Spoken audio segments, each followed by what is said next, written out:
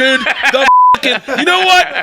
Man the up, boys. Let's do another shot. Man the up and shower. And shower with your friends. Get naked in front of your friends. Show them your and own it. Own it. Tickets are on sale for KFC Radio Live. Click the link in the bio. Get yours. Come out and hang with the boys. I got a good video of you. Of me? Oh, no. Is it street legal? Picking his nose. No, dude, I was just saying yesterday I'm a great nose. Well, great apparently subtle not. nose picker. Apparently not. What's up, guys? How are you? How you been, man? Good. This is it, huh? Yeah. It's dropping. Can we get a little Yeah, what are you looking for? something? We got... I've been drinking all night on a fucking plane. We got pirate water, we got whiskey, we got my Tito's, shoes off. we Is got... that okay? I'm like... I feel like we're in someone's basement. That's the vibe, Yeah. Yeah. How was Joey? Dude, tremendous. He's amazing. I mean, I say that like unironically. He was tremendous. We've been people have been saying that. That's the first time for us. Oh, for real? Yeah. And like we've tried a couple times. Dude, we you canceled a missed. couple You times, missed. like, Are we rolling? Yeah. You missed old school Joey. Well, No, which listen. is crazy because new school Joey's pretty fucking awesome. So Old school Joey, the funniest thing he ever said to me. We're doing a podcast. I said, Joey, what was prison like? And he goes, dog, if you think black people are allowed in movie theaters...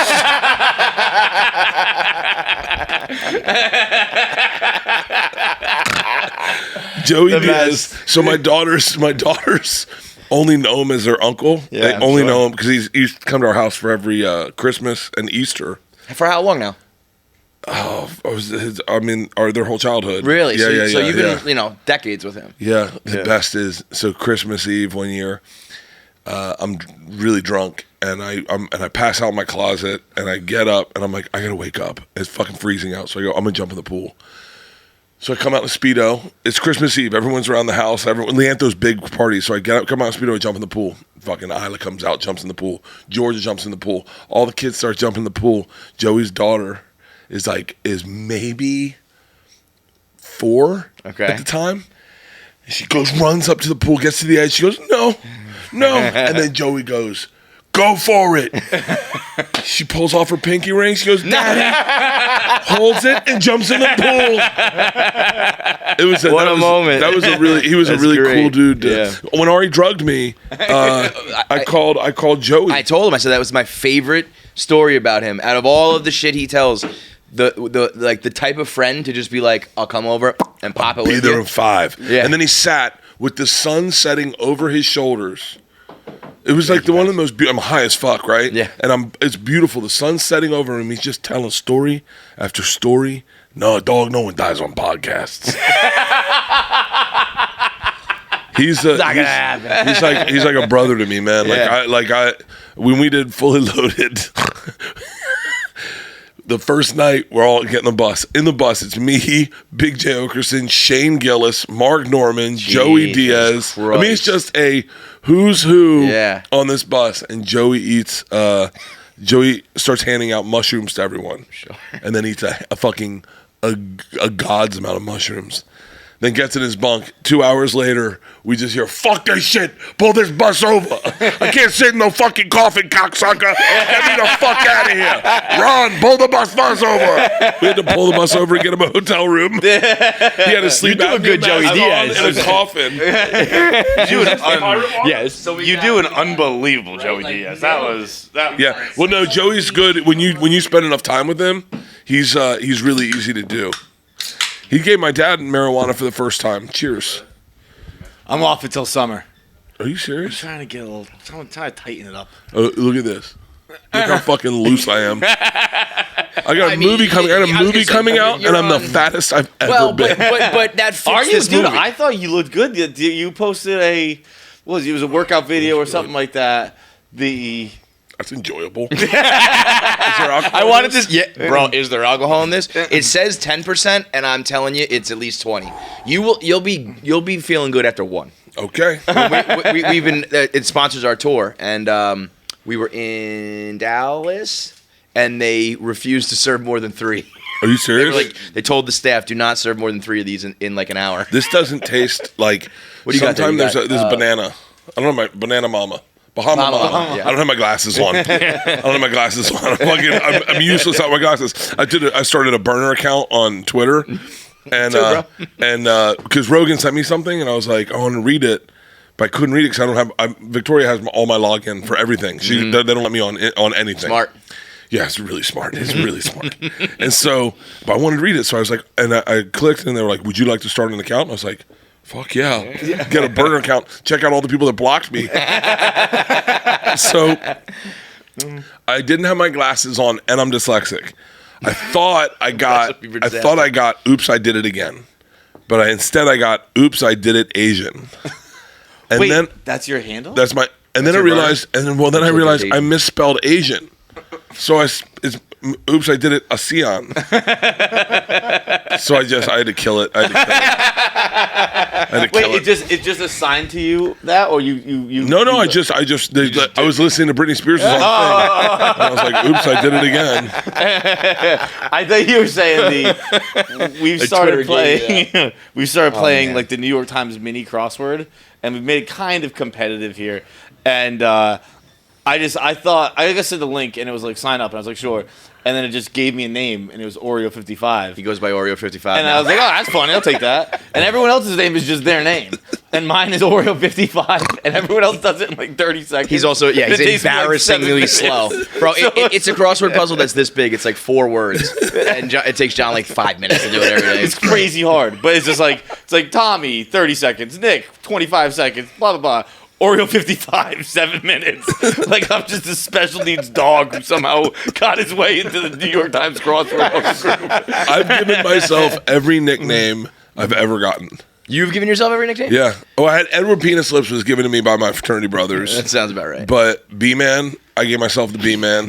How old were you? It was my AOL. AOL. My AOL was B-Man Kills It. And I spray painted that on the outside. I've tagged twice. Both times I tagged the exterior of like a neighborhood where it says Indian Village. I wrote B-Man Kills It. And everyone who knew me knew it was me, and then no one who has until I met this French girl, and she was like, "Yes, give me your email." And I was like, "B-Man Kills It." She goes, "Oh, you're the asshole that tagged the thing." The other time I tagged, and when I was a kid, Beat Street came out, and I got a can of spray paint, and I was like, I'm gonna tag this neighborhood. So I was like, and then halfway through, I'm like, fuck, I'm the only Bert in this neighborhood. My dad pulled in and he goes, B-Man. Yeah, no, I had to write sucks cock underneath. Dude, my first like AOL screen name was Puckett. I was a hockey player, Puckett 69. Yeah. Hell yeah, And brother. dude, I remember I was a kid. I was in middle school probably, and I remember I'd exchanged some emails with my uncle, and he's like one of the first people I ever talked to. He was younger, like on the internet. And I remember him coming to a hockey game, and he goes up and sits with my dad, and they're talking, and in between whistles, you kind of look up and you see if your parents are there and that kind of shit. And I see my dad and my uncle talking, and I just see my dad's face turn and look at me, and in my head, in that moment, I went, "He just told me what my screen name is." And the car ride home, he goes, "What the fuck is Puckett 69?" I was K Dogs with a Z 98. K-Dogs. Oh, I got a good one. B-Man and I got a good one. And I'm giving out my Gmail right now. I'm giving out my Gmail. But here's what's okay. So Leanne one time she sends an email to the head of the Girl Scouts for California. And the woman replies, I got your email. Please, from this point forward, do not use what I can only assume is your work email, or please use an appropriate email to send these to the group. And Leanne's like, what? She was sending it from my computer, and I was logged in on my Gmail, and my Gmail is RomeoHorsecock at gmail.com. Yeah. Romeo Horsecock. When did you make that When did she assume you were a porn star? Please stop using your work email. That's not your personal. You got problems, man. So when we were having kids, we were getting the sonogram, and they said, "Do you guys have names picked out?" And they're for a boy and a girl, because they're about to tell us what we're about to have. Yeah. And And we go, we do. Leanne picked up all the names. I've never named anything. Isn't that crazy? I didn't name any of our dogs. Did you have any input? No, I didn't. She said, "Here's what the kid's name's going to be." Yeah, and I didn't like, okay. care. I was like, okay. I named my tours. That's it. I care more about my tours than my kids. I was going to say that's symbolic.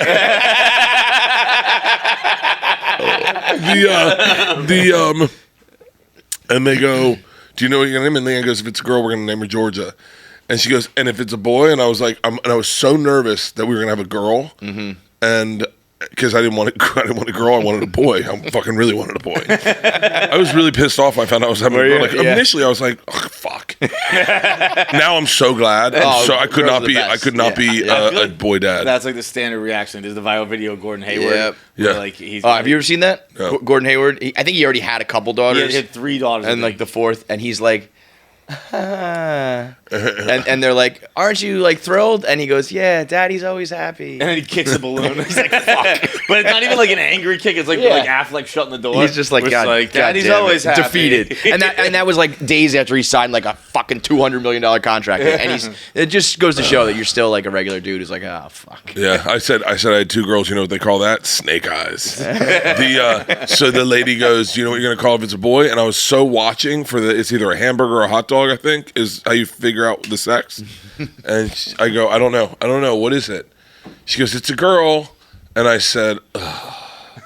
And Leanne goes, no, you should be happy. And I said, yeah. And she goes, well, what were you going to name it if it was a boy? And I just looked at the lady and I go, Romeo Horsecock. She goes, what? And I go, something strong but romantic. And I had a hard time having girls. I didn't want them. I wanted a boy. I wanted a boy really bad. Once you had one, you were still. I was no.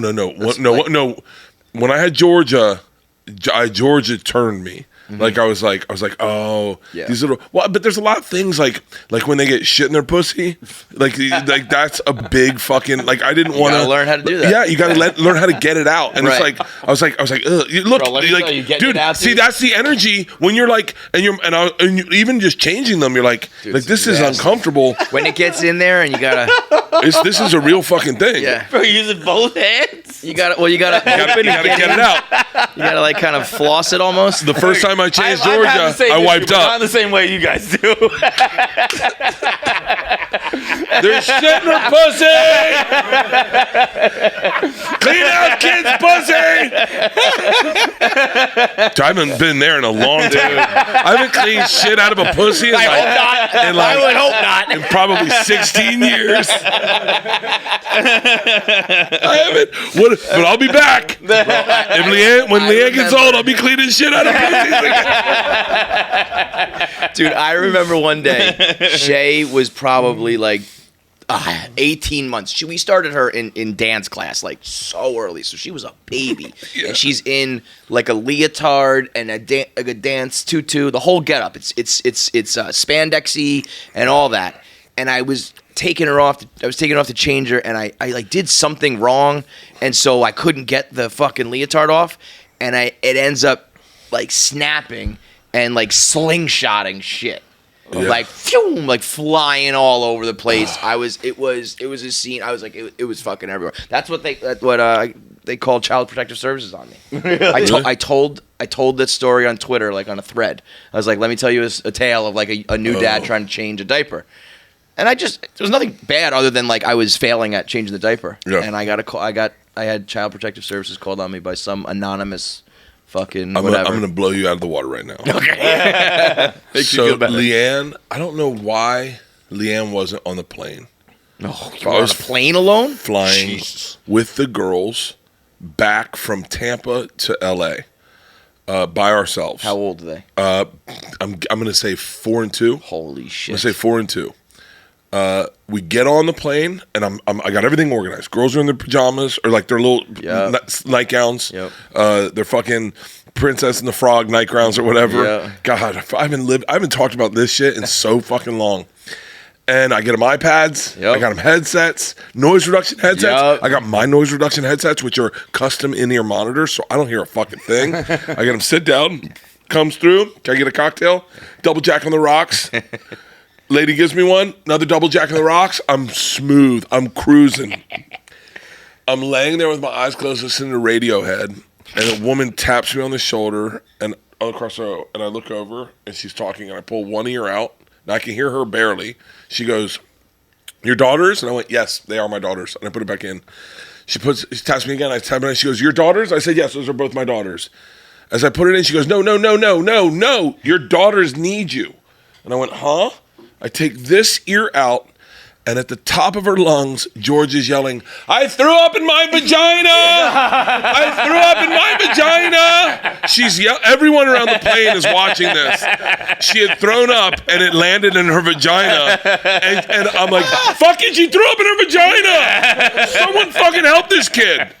The flight attendant came up and was like, I can't clean up throw up. And she's like, "They're your children." I go, "I know, but I'll start throwing up." I said, "I'm going to throw up, and I can't." You want a bigger problem on your and hands? I can't get it out of her vagina in front of all these fucking people. Can you please help me?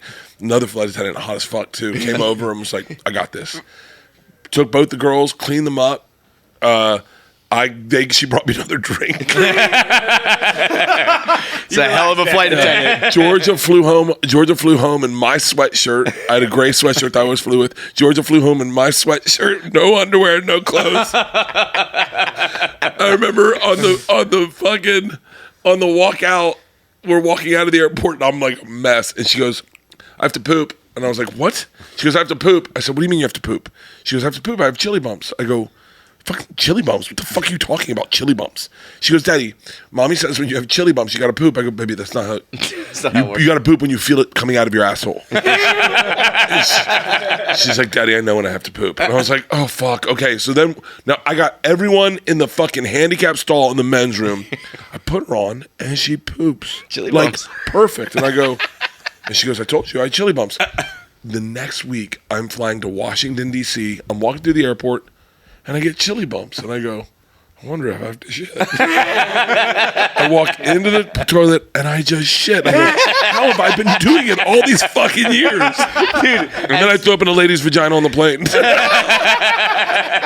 As soon as you said that, I was like, wait, that actually makes sense. I think I get chili bumps when I have to poop. I mean, I'll certainly try next time. I mean, it was. I have not talked about having kids. I mean, I talk about my kids all the time, but like when they were babies, yeah, man. I want to get someone else pregnant. Bro, you see De Niro? De Niro's having his 7th kid at 79. 79? 79. at that point, 7th kid. He has an 11-year-old. His current youngest, before this one obviously, is 11, and his oldest is 46. Dude, if you're 46 and your dad's Robert De Niro and he's still having kids, you gotta like in his sleep vasectomize him. Yeah, it's because stop that man. But, like, I mean, think about it. So you just lost 1/7 of your inheritance right. for a fucking kid he's gonna see for 5 years. Yo, like that is really true. I didn't want to be rude about it when I was talking about it on my video, but like, yo. Your kid's gonna grow up without a dad. Yeah. I mean, like it just is. Well, there's a lot of dudes I know that have kids old, and part of you says, I'm jealous and I'm not jealous. Like Tommy's an old dad. Like, I mean, not the oldest dad. What do you have? When was he? His kids are kids, but he probably had him at 40. 40. Because he's 45. I think he's 45 now. Yeah, his kids. Yeah. So you're like he's not gonna be able to be. It's different when you're older. But I'm jealous because I didn't have money when I had kids. Right. So they grew up broke. I'll tell you what, though, man. I mean, I don't have your kind of money, but I've got enough money that, like, my kids have whatever they want, and it's very hard to raise them to not be spoiled. They're both very nice kids, but they just naturally are like, I want this and I want that, and can we do this? Can we do that? Because they get to do everything. And it's like, I don't want to be a weirdo and, like, withhold the money and the fun and the stuff we can do just to, like, prove a point.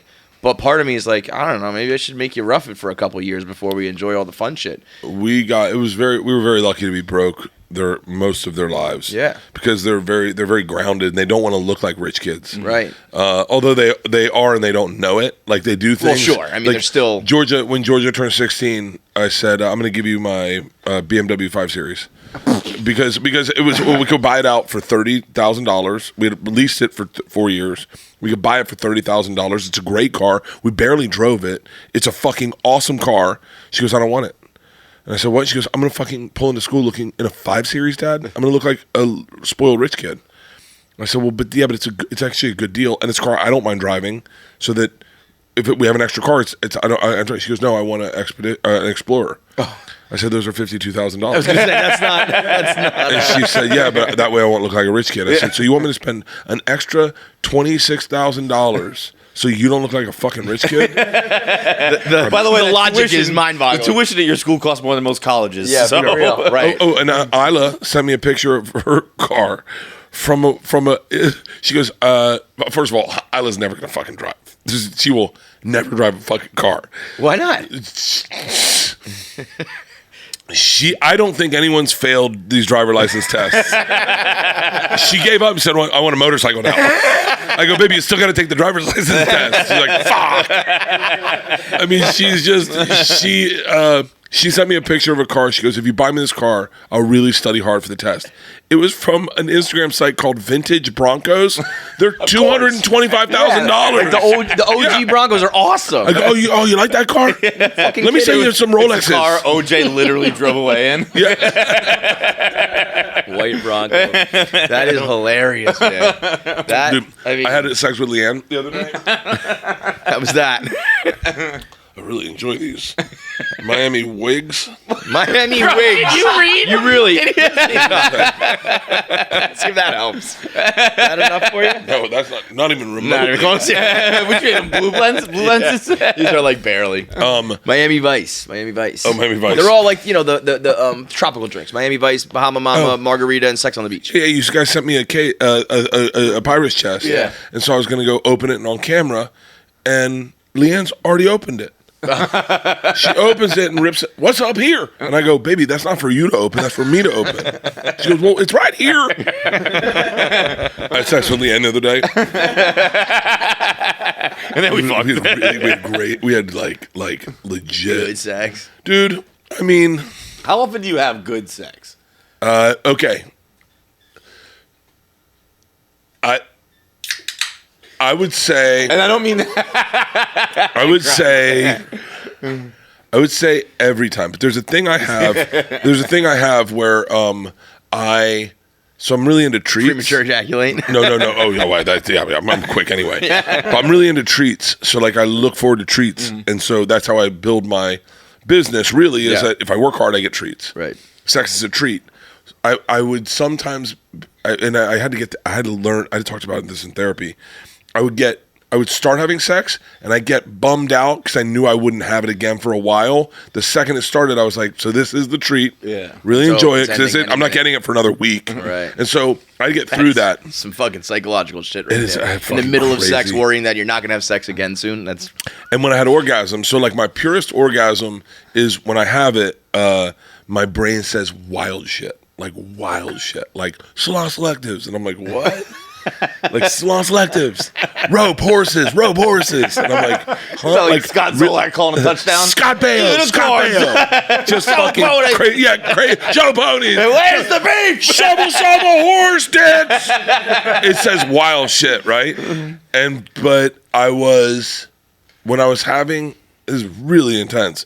But what I'm about to say, when I was having orgasms inside her, I wasn't, because I was losing my treat. Because I knew that, I was like, as soon as that happened, I was like, I'm not going to get this for a while. I wasn't having real orgasms. She went into menopause, so she had to get off the pill, and so I had to start pulling out. And man, pulling out's the shit. really. It is because it forces you to be hyper aware of the orgasm. Yeah. And You so feel like every fucking second of it. and you want, Yeah. And so you, instead, like when you just come inside someone, you're just like, but when you leave it, But you know. when you pull out, you're like at the last minute, you're like, hold on, I don't want to leave the party. And it's a fun game to see just how long you can wait. Like, I don't want testosterone, so my loads have gotten smaller.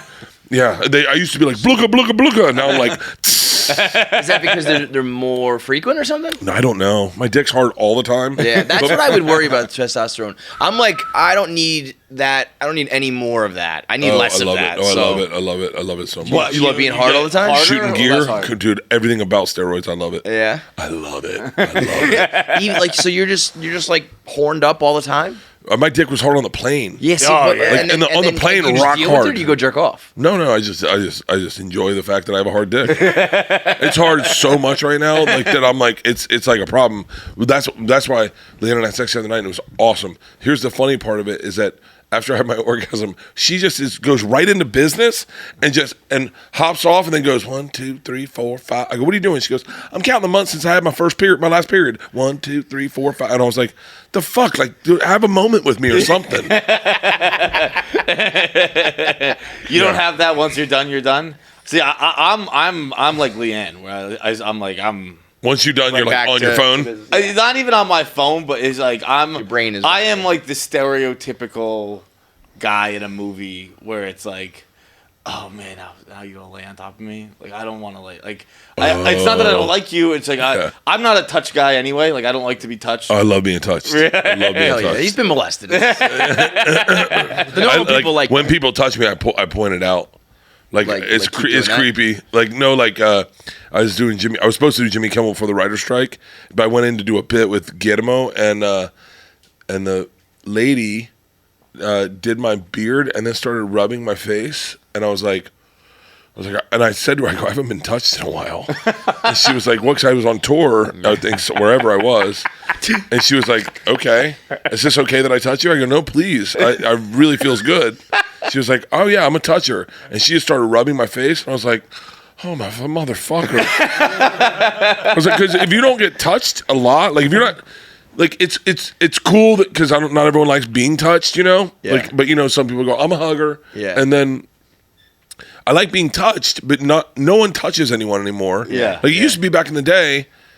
People come up behind you, go, "Hey, sugar, how you doing?" Yeah. And you'd be like, "Oh, hey, how you Pat doing?" on the back, yeah, a hug, and, or man, she whatever. rubbed my face, and I just realized I hadn't been touched. I've been touched, like touched. No one touches you. Yeah. Like no one touches, like especially your face. That's a vulnerable place. I like being. And this is gonna sound weird, and maybe it's something I should explore. I like being hit. Like I like when a buddy comes up to me like, "What's up, baby?" Yeah. and like that. Like I like that. Oh, yeah, but, like, I mean, but I don't like- like someone being like, "How was your day?" And, like This guy, oh, like, oh, if you asked to wrestle right now, he'd love it. He'd fucking. I'm not that guy. Fight. Okay, so I'm not that guy. I don't like. I don't want. Don't give me a dead arm. Don't fucking. Well, we do nut taps a lot, but Yeah. but other, like, Yeah. But you Yeah. want to like If you want to said hi, massage I'd, my like, come up shoulders. behind me like, "What's up, boy?" And they hit me I'm like, "Oh, what's up?" But I don't like a gentle. So I don't like matching energy. So I've never been the guy because I don't know when fun is and when fun isn't. Yeah. So like I can't do All of a that. sudden, the play fight turns real. I'm a You were that biter. kid? I like to bite. I mean, I bit my girls. I bit Leanne. Like just got just bite them on the shoulder. I'll bite Leanne on the cheek all the time. I'll bite a all little the bit. fucking time. Yeah. Yeah. I like biting. like in the moment or just like around Bro, nothing I'm talking about right now is sexual. sexual. Yeah. Yeah. I would bite the fuck out of my daughters. I fucking dude. There's things I think about. Like I was about having kids. Like I miss the little things. Like Georgia got a scar on her chin, and when she was like she fell and it was bad. It started to like keloid up and look bad. So I started putting Mederma on it every night. I miss those times of like going into a room and go, "Hey, Mederma." She'd be like, "Come on in, Daddy." Like I miss that shit. Yeah, I should back have when they another liked you. family. Bro, you say that, but you forget how fucking hard and Oh, crazy and the shit it is. second the second Isla came out of Leanne's uterus, and we went into that room. We had just had George. George was like, I want to say like 18 months old. Yeah, that's what I and she was good. She was Yeah. And then we had Isla, and I was sitting in the cot, and she cried, and I remember the thought. I go, why the fuck did I do this? Yep. again? This is the biggest fucking mistake. Yeah. And We then were good. We were fine. Little did I know that cry said, "Daddy, I'm gonna make you millions of dollars." That fucking lunatic. You know, she was. We went out to dinner the other night.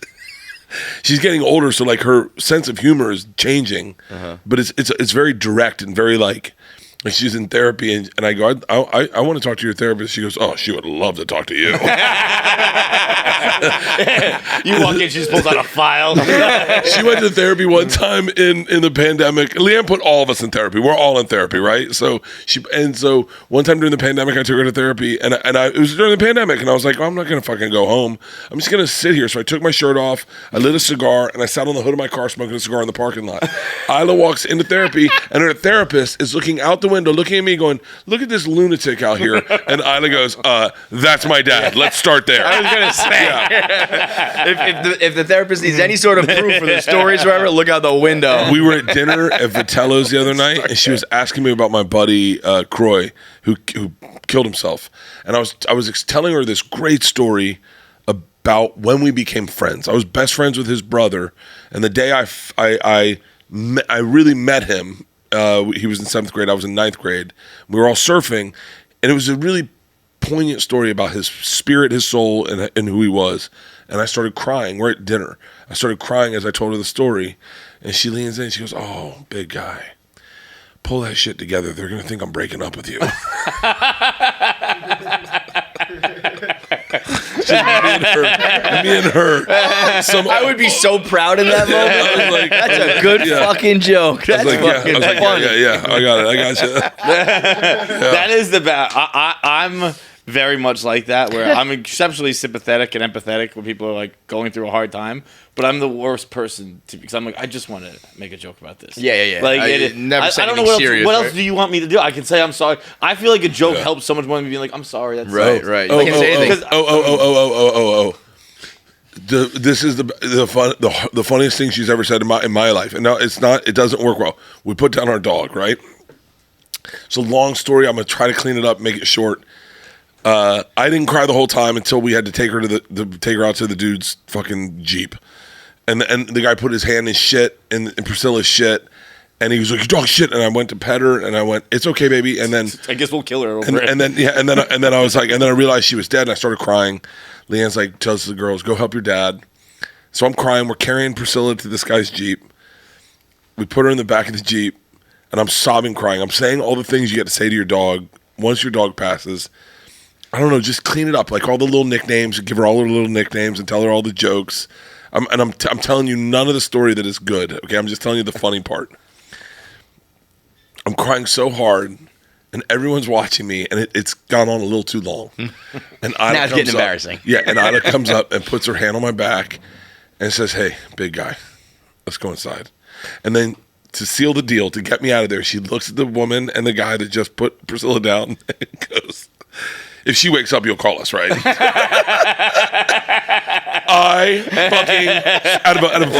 I started laughing hysterically. We walked in the house, and I was like, you guys know me. Georgia, as we were taking her to the back, they go to put her in the back of the Jeep, and Georgia goes, "She usually sits up front." And the guy's like, I sit up front. Georgia's like, "But she'll get car sick." Dude, I've broken these two fucking children. Yeah, I was gonna say they had no shot at being normal. They had no shot ever of being normal taking in their it serious entire or fucking anything. life. Yeah, that's a good way to be though. Fuck. Yeah. I'd rather that than have the kids who like are a mess and don't know how to handle it. Like just hit it with some humor and keep it moving. That's life, right? They're coming. I'm flying Georgia and a friend down to the premiere. Isla's coming with a friend to the premiere. They're not good with Hollywood shit. They met Adriana Chechik. Oh. Did they know who she was prior to me? No. Okay. That's a good thing. That's a good thing. No, they were like, "Oh, Adriana, I'm familiar with your work." That's a Leanne met her too. You ever see the picture of me, Leanne, and Adriana Chechik? No, I don't think so. That's amazing. Considering everything, I got to be honest with you. I'm a fan of Adriana. Yeah. Obviously. Leanne looks better in the picture. Wow. Now, hold on. Now, if you're fucking, in my opinion, Sure. Like Leanne, I think Adriana looks great, by the way. I don't want to get into her business, but I think she undid some of her plastic surgery. Mm-hmm. I think she took lip filler out. Yeah. So she looks really pretty. Yeah. But in the picture, it's on my Instagram. It's a picture of me and Leanne and Adriana, and Leanne didn't know who she was, and we got a picture, and I'm looking at Adriana. But does she know the story? Like has she heard? You know, she you guys called and said she doesn't put the two and two together. Yeah. And Adriana was fucking so cool. Yeah, she really was awesome. cool. She was like, she's just a cool fucking person. I really like her. But Leanne, in the picture, and I'm being dead serious, I think you would say, and I mean this with all respect to Adriana, I think you'd say Leanne's classically prettier than Adriana. And I was proud of that picture. I was going to say, it feels good for you, right, bro? And I got a naked picture of Leanne in my phone the other night when we had sex in Santa Monica. She looked fucking awesome. And I was like, hey, can I get a picture of you? She never lets me take pictures nude because she knows I will show them. And by the way, I almost showed it to you right then. And she looks fucking awesome. Like I was if like, she let you take the picture, she knew she was feeling in that moment. Well, I said, you need to see what you look. Yeah, she knew she was like, yeah. She was like, but what about my back? I was like, what? Look at that. That's a bad spot. You guys are unbelievable. You two are the best. The best couple fucking in the world right now.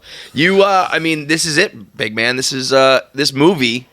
When you think about it, is kind of like, I don't want to say the culmination because you still have so much in front of you. But maybe not. Maybe not. Maybe not. Maybe listen, I would like it. You know, it's the story that put you on. It's the story that, you know, grew your career and the podcast and everything. And now it comes to life. And by all accounts, everyone is like saying, you know, because this is a movie that could have sucked too. You know what I mean? Like when people do these kind of things, if you don't do it right, it's like, oh, he took it too far. You tried to turn it into a movie, you know? And it's like, no. It's that good, and you got real actors and real people on it. You're fucking holy shit. This is fucking. Yeah, when you showed me that trailer in Amsterdam, I think before it was out, and I was like, oh shit. Yeah, this is the real fucking deal. I think for anyone who doesn't know, I'll say. I have a story that was very popular. It kind of made my career where I got involved with the Russian Mafia when I was 22 and we robbed a train. And this is not the retelling of that story. That's the reimagining of that story. Yeah. So it is bigger. It's, you know, I've had a lot of compliments from people saying this feels like an $80 million movie because it really is. I can see that in the trailer. We really put. And what was it? It was, I think, 30. Wow. And so can't do anything for $30 million these days. But like, I mean, the opening scene, I got emotional watching. So I was like, "What the fuck?" Like, it's a real movie, and it's an action comedy. And my goal is like, look, ultimately, I don't know how movies work, but like, we're in the movie theaters. I want people to go to the fucking movie theaters. Yeah. I want them to go to the movie theaters. I want to inspire people to eventize their Memorial Day weekend and say, let's plan a big fucking weekend. Let's have friends over. Let's go Thursday night and see Bert's movie. Let's go. I want to eventize it because I want people to be thinking right now, what do I get when I go to the movie theaters? Because going to the movie theaters, we lost it during the pandemic. We lost it. And we took advantage of it before the pandemic. And now, and by the way, it may be something that just goes away. But as a kid... No, I don't think so, man. As a kid who loved going to the movie theaters... Popcorn, soda... In the summer, when it was raining, and your mom's like, you guys going to the movies today. Yep. And you sat down and you saw Ghostbusters or Goonies. Like a good blockbuster. Fucking Rocky IV. Yeah. I mean, just the fucking... Going to the movies, I saw Titanic in the movie theaters, and it was like one of the coolest. First movie I ever saw by myself. I watched it by myself. I saw The Karate Kid by myself on accident. I was supposed to meet up with these kids I met at tennis camp, and I didn't know them, and I was like the outsider, and they were like, "Come, we're going to see Karate Kid," and I was like, as a kid, I was always like, Karate Kid, a guy that learns karate. You think I want to watch that movie? And then I was late. My mom dropped me off late. I ended up sitting down by myself and watching The Karate Kid, which is a fucking banger. The best. It's a banger. Best movie of all time. It's a banger. You told me that, you know. And then all this, and then at the end, I feel like Daniel because I too. Is a new kid at tennis camp. I just met these guys. Yeah. Maybe they're the Cobra Kai. Who knows? Right, then you and then when he kicks him, I'm like maybe 11 years old, and I'm sobbing, crying. House lights come up. They're sitting in the row in front of me, and they're like, "Who's the guy crying?" And then they go, "It's you! It's you! Oh, dude, this is the funniest guy in the world." I was like, "I wasn't trying to be funny." That is you just kind of said a thing that I'd never really thought of before. that like when you watch a movie, particularly in the theaters, and I actually was pre-pandemic. I've always been a movie theater guy my whole life, and even more so as I got older. But I kind of hit a phase where I was like, I'll pay $50 to watch it at home. Certain movies, like because there's that second tier movie. There's movies you want to see in the theaters, and there's movies you want to watch on the couch. Yeah, and there's that second tier. You're like, I'd see it right now. I don't know how to put it all together. But so I was like, if they put it right to streaming, I'd pay $20, $50, whatever. And then they gave us that ability. And I'm almost like a grass is always greener guy. Whereas the second I got that ability, I was like, no, I got to see it in the theater. And I like stopped ever doing that. But I've never put this together with you, where how you're now going to have the experience when you go to a movie theater and you walk out instinctively. Everyone walks out of the theater feeling 10%, 20% like that main character. They're finding something they related in them, and they walk out with their chest out, being like, "That's like me. That's like me." And It's everyone's gonna be doing that, and it's gonna be you. It's That's the old, fucking sick. It's the old Eddie Murphy joke. Every Italian walked out of Rocky going, "Hey, I can fucking fight." Yeah. You're gonna see. I mean, this is no spoiler alert, but I'll tell you, this is a high action comedy where you're looking. And I worked out with Arnold Schwarzenegger the other morning. Hell yeah. Really? Yeah. He was like, "You're the next action star. This is what they look like. Holy this is where shit. we're going. I think it's great. Really? It's so." Meaning what? He They're goes, fat now? Yeah. He's like, everyone looks like you. No one looked like me.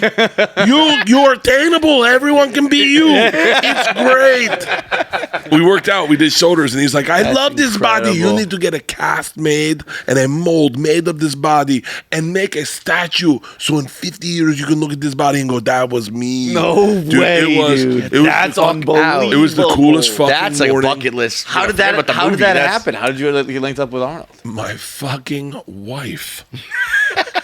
All roads lead back to Leanne, man. I'm telling you. My wife's a gangster, man. Yeah, she really runs. is. So she runs. You got to come out to LA. I wanted you guys to come out to the premiere. Yeah. You know what? I want to be in Amsterdam. Are you really? When we came back, back. I was telling my mom how much fun it is, and she likes to take like the siblings on a trip every year. Yeah. And she's like, "Why don't we go to Amsterdam this year?" And I was like, "Fuck yeah, let's go back." So Yeah. I'm going May 24th to 29th. God damn it. Yeah. Well, I said so. We stepped up our game. We Joe Rogan'd it. We barstooled it, and we built. We bought a house, and we built podcast studios all throughout the house. Oh, And then wow. we have a bullpen where we have about, I think, 11 employees that all kind of work for Birdie Boy Productions. And Leanne is the CEO of the company.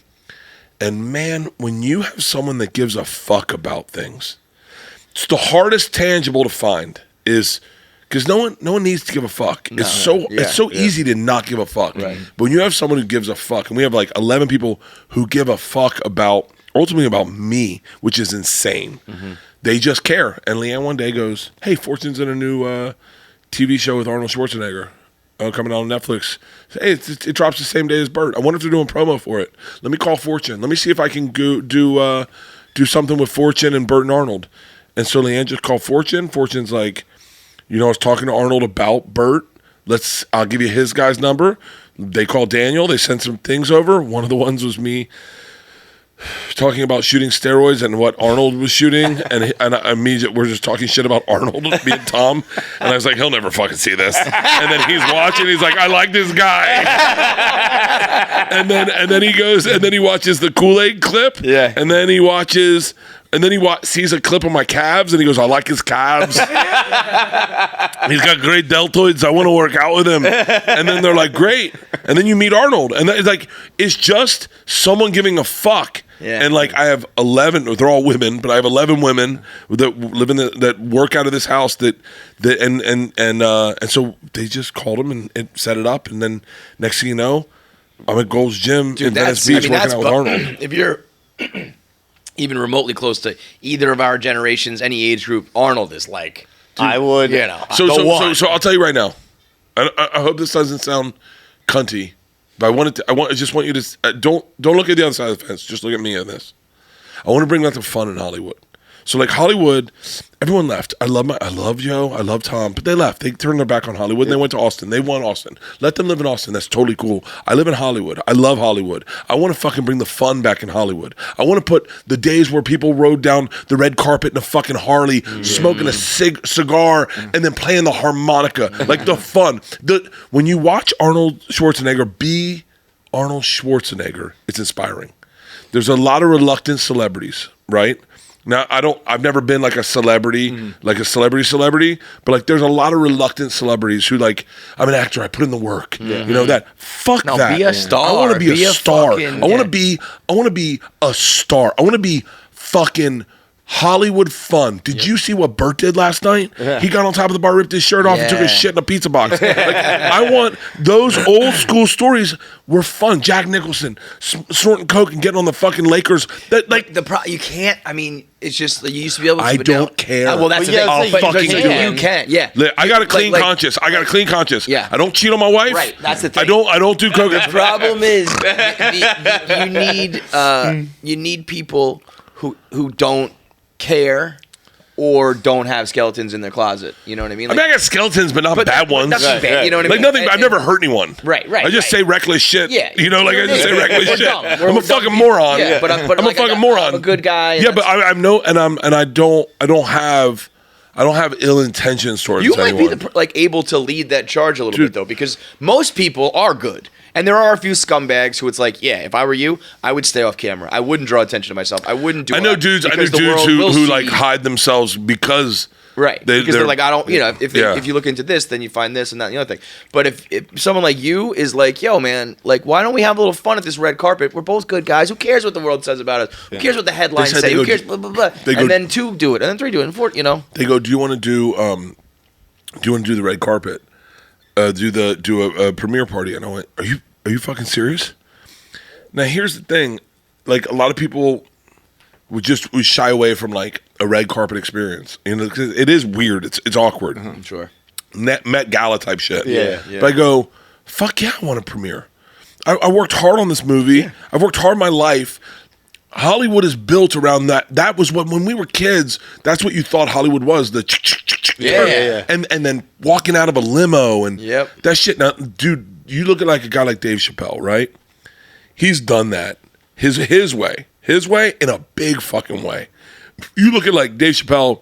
I guess there was a story like he was listening to Kanye's first album and someone called him. This is a cool story, I thought, and they were like, what are you doing? And he was on the phone. He's like, I'm listening to Kanye's new album. And they're like, what? And he's like, yeah, I'm in the studio. And they're like, it's not out. And he's like, I know. I do dope shit. And then he just like Dave Chappelle rolls. Dave Chappelle's got that old school Hollywood fun. Like I remember hearing stories. I don't know if I'm allowed to tell these or not. I don't know. Whatever.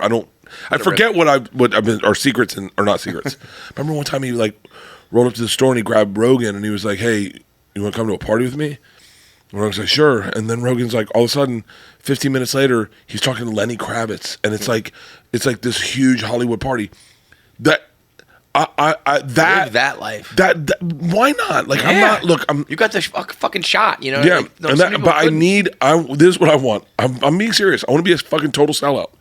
I want people to come see this movie, and then I'm gonna sign up to do Machine 2 and 3. And I'm fucking done. My It's man. gonna be my Rambo. Yeah. You're never gonna see. do You're it never like gonna Fast see and me the Furious, do do Machine a fucking thing where I play a gay guy and I get AIDS. That won't happen. I want to be a movie. I don't want to be an actor. I want to be a fucking movie star. I want to be a Yeah, movie that's a great star way to put who it. does big shit. Yeah. And like fucking. That's like where my brain is right now because I saw Edward Norton at breakfast. I was like, dude, this guy's fucking amazing. I couldn't help myself. The energy that overtook me. He walked by me and I just went, Edward Norton.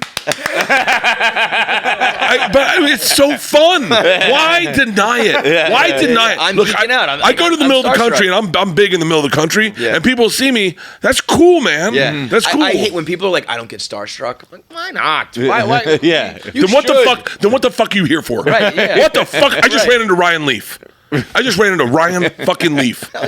and I geeked the fuck out. Dude, his podcast that he did with Kevin Conley, that Kevin produced. I Yeah. didn't see that one. No. Are you being serious? It's fucking amazing. It's a 9-part he's series a about very his interesting cat addiction, now. his Yeah. downfall, Yeah. and his comeback. It is fucking amazing. He's Dude, awesome. Like he'll clap back at people who talk shit. Yeah, no, I do that. And he'll just be like, yeah, but like I'm still spending my money for my first contract. So Yeah. go fuck yourself. Dude, you know? I'm telling you, man. There's something. Derek Brooks came out to my show at the Amalie Arena when I was in Tampa, and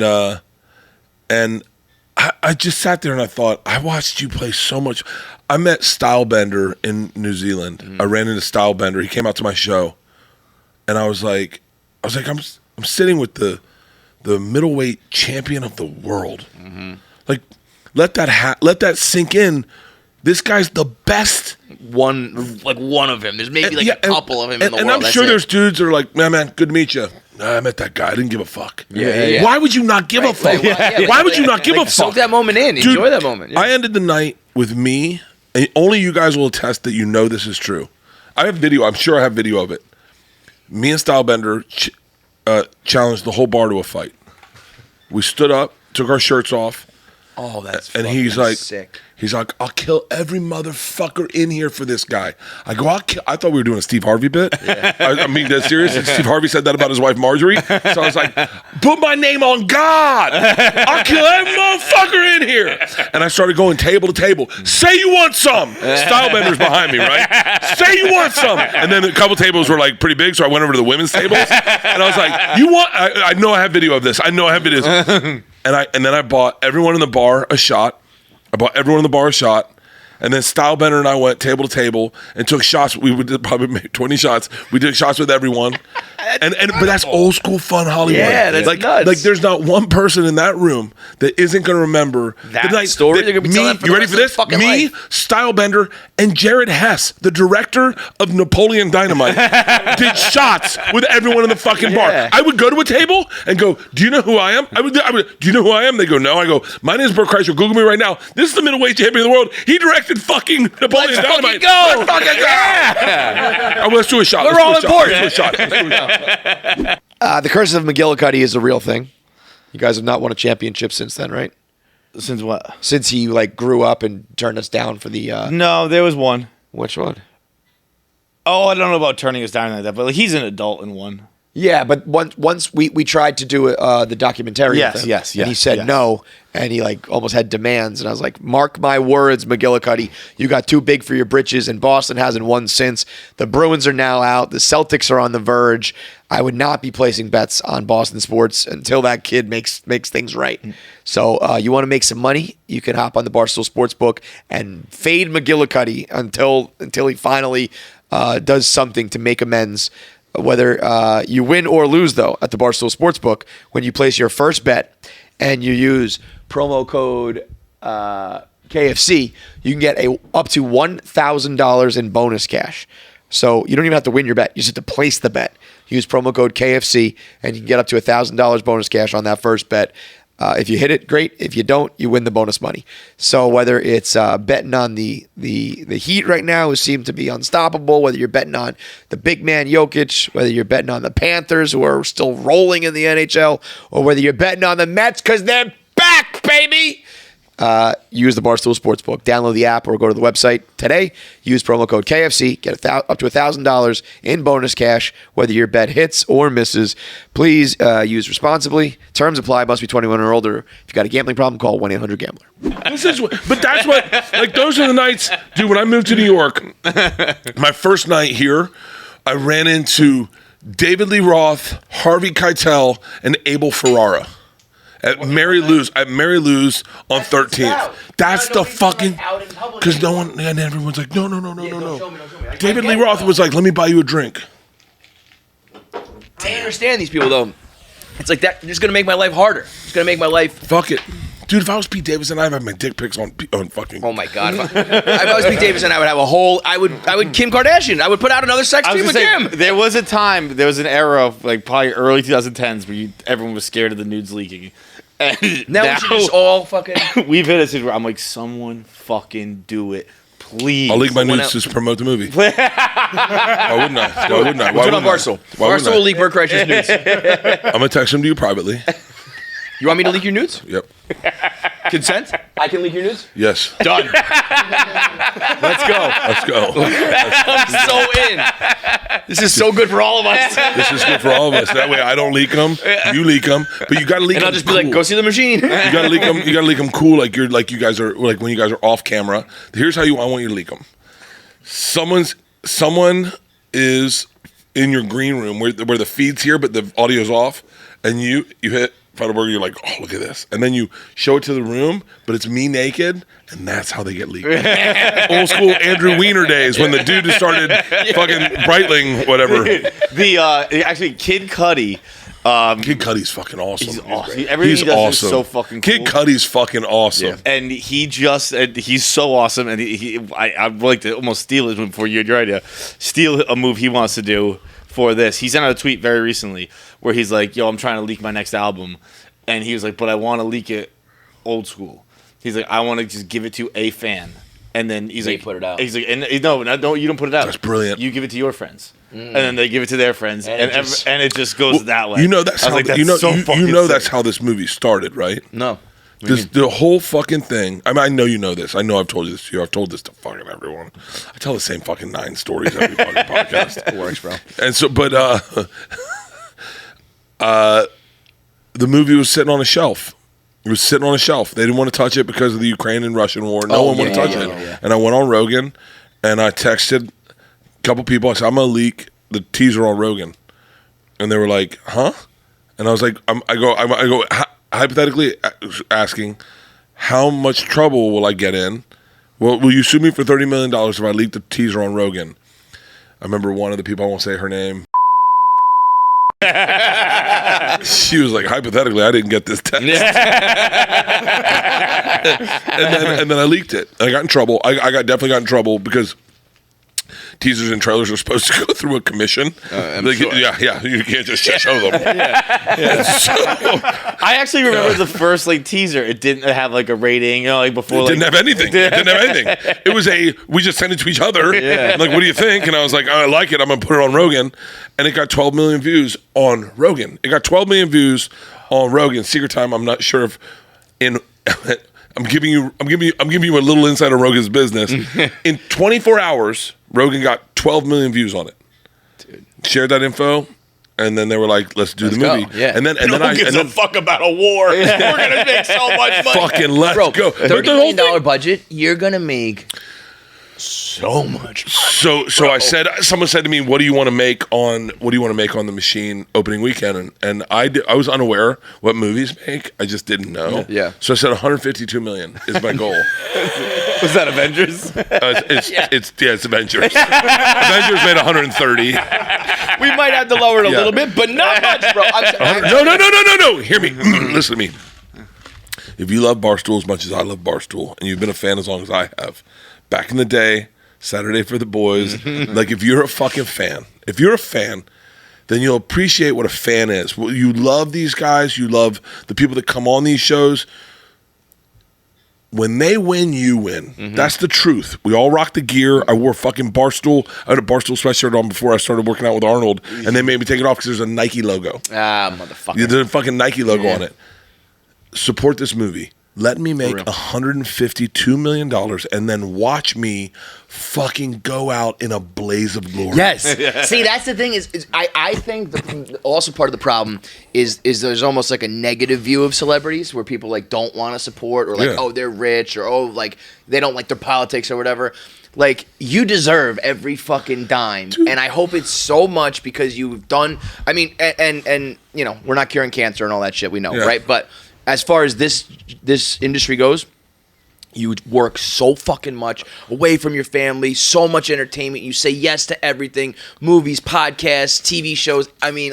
If there's one time to throw a couple bucks and go do something, it's to go watch the machine. Even if I gotta be honest with you, I'm being dead serious. Even if you're I got plans Thursday night, Friday night, Saturday night. Buy a ticket. Yeah, just buy a ticket. Just buy a ticket on. Just go on Fandango, buy a ticket, and fucking buy a ticket, and then just be like, "There you go, Bert. I got you." Totally. We had a sellout the other day, and a bunch of people didn't show up. I was like, "Whatever, the check's still cleared, bro." That happened right after the pandemic cleared, and we were back in theaters. They were all sold out, but there were empty seats. But people were like, "Yeah, man, I support you." Yeah, sure. If you've ever bought a ticket for live comedy, here's the deal, and I hope this makes sense. Comedies and movies have gone away. They've disappeared. They don't make them anymore because they don't make money. Because quite honestly, our live touring is making where all the money's going. Yeah. If you've ever bought a ticket for live comedy, support comedies in theaters, because then I'm telling you when I say this, and I'm saying this selfishly. It has to sound selfishly, but I'm also saying this selflessly. Is If this movie does well, then comedies are change greenlit everything. for everyone. Yo, totally. Theo Vaughn's got a comedy coming out next summer. I know Tim Dillon's. I actually know Secret Time. I know Tim Dillon's got one lined up. Same place I have it lined up. Same exact place. Shane Gillis. Are you fucking serious? You like Gillian Keeves? Yeah. There's Shane Gillis will get $30 million to make whatever movie he wants, and all your favorite comedians will be making movies. All the people who say, like, where did the comedy go? There used to be Superbad. There used to be Old School. There used to be Ron Burgundy. They're the people who can make it happen. Like, and go see the fucking movie, and it'll come back. What happened is a lot of those. Look, I love all those dudes, but a lot of them were. And this is what happened: is a little bit. Hollywood got a little political, and they started being like, "Yo, it's got to be woke. You can't say that word. You can't say this word." Be a normal fucking guy. When we did this movie, I was laying in my bed in Serbia, and I was listening to Rogan. I don't know who he was talking to, but he goes, "Man, fucking comedies suck these days. No one goes hard." Now, mind you, I'm starting shooting the next day. Next day, I'm starting shooting, and I'm like, and I'm looking at my first scene, and I go, "It's not that fucking hard. It's kind of weak, actually." Really? And I went, "It is. It was really weak." And I went, fuck. I got up out of bed and I woke my cousin Andrew up. I was like, we got to rewrite the first scene. We got to rewrite tomorrow's scene. It's just me really in it. Like, you'll see. And wait, you see this with your cousin? He was my cousin Andrew's brilliant, fucking brilliant, brilliant. He's my cousin, but he's also in Groundlings. He's also, he's just brilliant. He's a brilliant dude. And so we sat up that night. We rewrote it, made it really aggressive, and then and then we went in and we showed it to the director Peter Atencio. We said, this is an option. Can we just do this as an option so we have both? And he read it and he goes, I like this way better. And I went, really? And then this is the beauty of how much fun this was. It was like, I then said, hey, if we have this set, we should also maybe shoot like more scenes in here. Because it's like, if you know us, like the way our brains work, you give me one set, let me milk it. I'm gonna boil the calves and eat the tail. For sure. So we shot another scene. It becomes the end of the movie. And so it was the fucking greatest experience of my life. Let's do another shot. It was the greatest experience of my life. It's so good. The best thing I ever did in my career is bring you guys to Amsterdam. Dude. Best thing you ever did in my career. It's the fucking... Cheers. God damn, you guys motherfuckers. I've been so good with this, and now I'm watching it. I'm like, maybe just one. When's your summer start? Good question. I think probably I was gonna go 4th of July because June's not summer anymore. Why would you ever? Hold on. So we're doing Fully Loaded out at Forest Hills. You know the lineup, right? It's fucking insane. Squad. Shane Gillis, David Tell, Lewis Black, Bruce. We got fucking Bruce. Wow. Dude, the fucking Tiffany Haddish, Big J. Okerson, Dan Soder, Rosebud Baker. We have the sickest fucking lineup. When's that? Forest Hills, June 21st? June 21st it is that. I was gonna say, dude, that'll be the day. 21st it is. Do you know who? Secret Time. Who's the big surprise? I think Kevin Smith's going to come out to the show. Oh, wow. Secret Time, Arnold Schwarzenegger is coming out to Traverse City, Michigan. No way. He goes, I said to him, I'll get you a private jet. He was like, what? I said, I'll fly you out on a private jet. Take whoever you want. Yo, that is such a flex to be able to tell Arnold, I'll fly you out. Like, dude, a private jet. So for... look, and people have to hear this. And this is when you talk about, you were just talking about the disconnect between people shitting on celebrity and fame and money, because they do that to Kardashians and people. And but then keeping it real as a comic. Like, I got into a conversation with someone one time, and he was like, "Hey man, you can't post you on a private jet. It's annoying. It's unrelatable." And I was like, "Yeah, but that's what people do." No. I'll tell you off air who it was. Tom and I have an issue with it entirely, with this one person who flies private and doesn't post it. And then he tells us, you can't post that. And you're like, huh? No. And it's, by the way, it's not Rogan. Who definitely flies private everywhere. Everywhere. Fucking, he has not been on a commercial plane in a minute. Okay. Rogan's got the bedroom in the back plane for the fucking record. 2 Rolexes, bedroom in the back. Baller. His kids don't even know their airports. They're like, wait, what? Joe, you know I'm joking. So, But that shit is like the minute that you start hiding that is when now you're being fake. It's like we did it at Barstool. I'll call Tommy right now. I'll call Tommy right now because this is our biggest fucking beef with those comedians or those people. You're fraudulent. You're fraudulent. If you're rich, once you're lying about who you are, then you're a fucking liar. Yes. Then you're a liar. Right. When now you're, I can't trust you about anything. You're selling out arenas and theaters, but you're fucking taking a bus and flying commercial? No, come on. No, you're not. They're not, and it makes us. It's crazy because Tom and I talked to Eliza about it. Eliza was open about not posting her on private jets, and I was like, yeah, but I said to her, I said, you know that just if you want to stay grounded, like if you want to be really grounded, that's what a regular person does. Yeah. Like a regular person, anyone in here. That's true. If I put you on a private jet tomorrow, would you post a picture? Yeah. It's not even a thought. Yeah, it's a fun. It's the funnest thing you'll ever do. Right. And when you're paying for it, you definitely want to post it. Yeah. So what I do to make it, I try to be, obviously, like you keep it in the back of your head, the internet trolls that are gonna fucking think you've changed or whatever. So what I always make a joke where I go, I'll tell everyone to put it in their stories, but as they put it in their stories, I go, post this on your stories. Tag me in this. I'm not allowed to post this. I'll fuck around with it. But I also take pictures on private jets.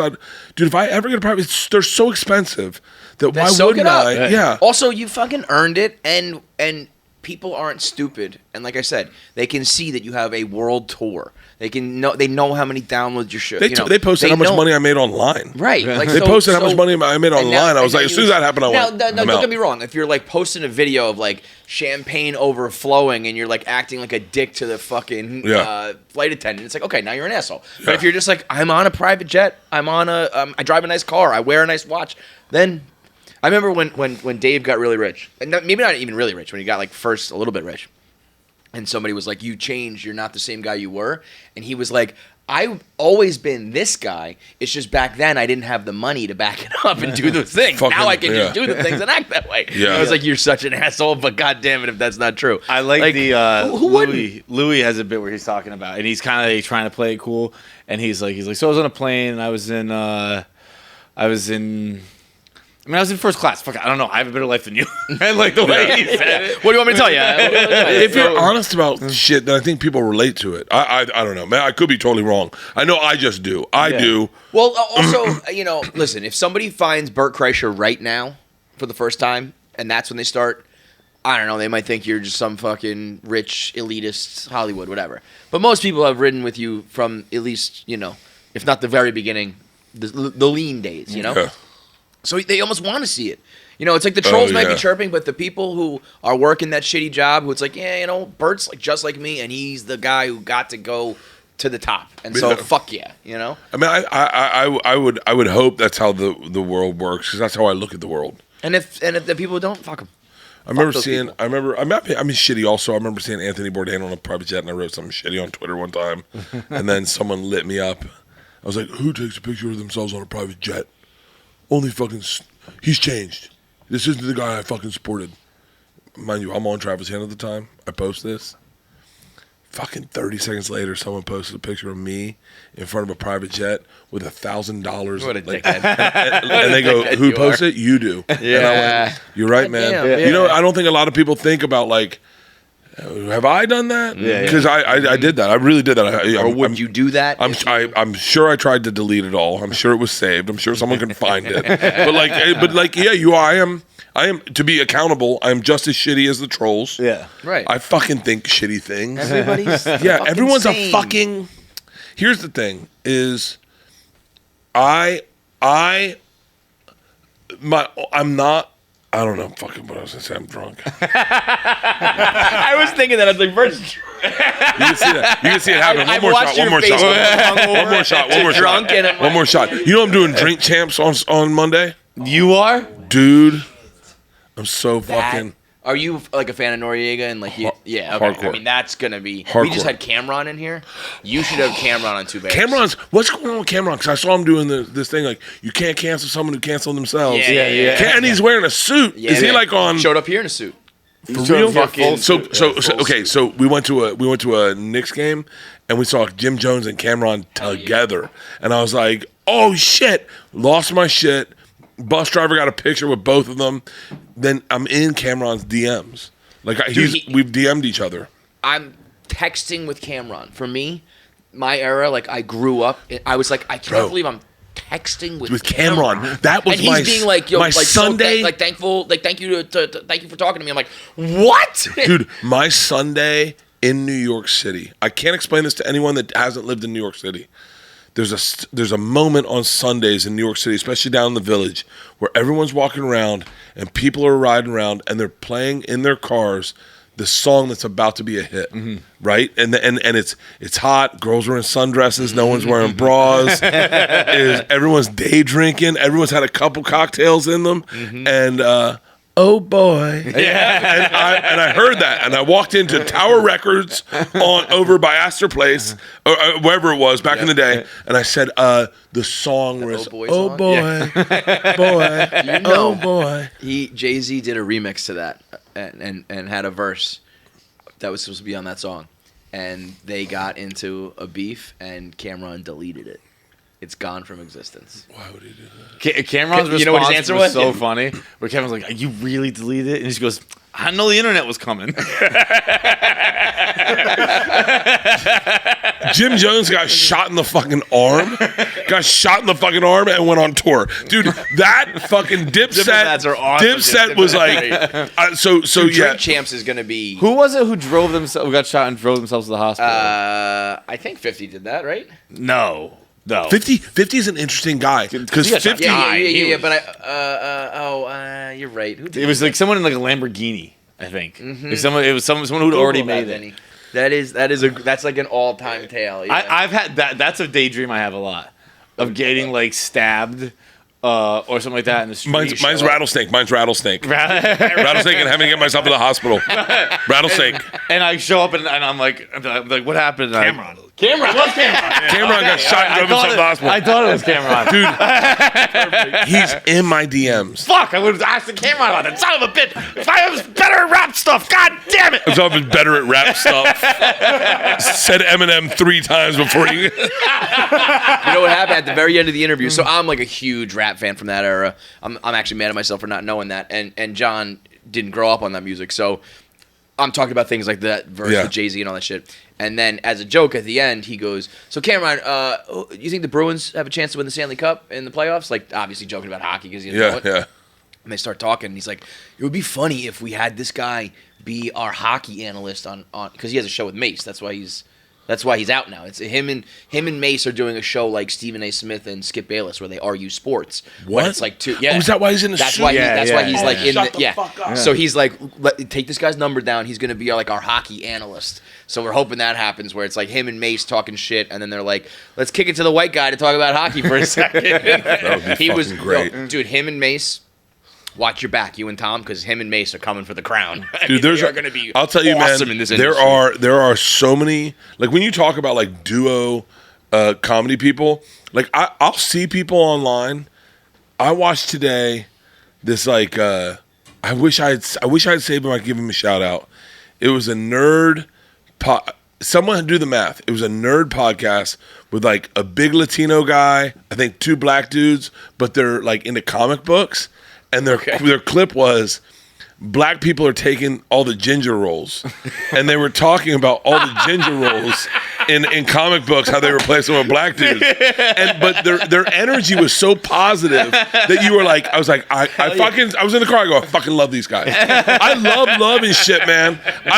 Me and Shane Gillis, I was like, this is the best, right? I go, dude, we're talking about our Instagram algorithms. I go, my Instagram algorithm is all HBCU cheerleaders and fucking gay dudes.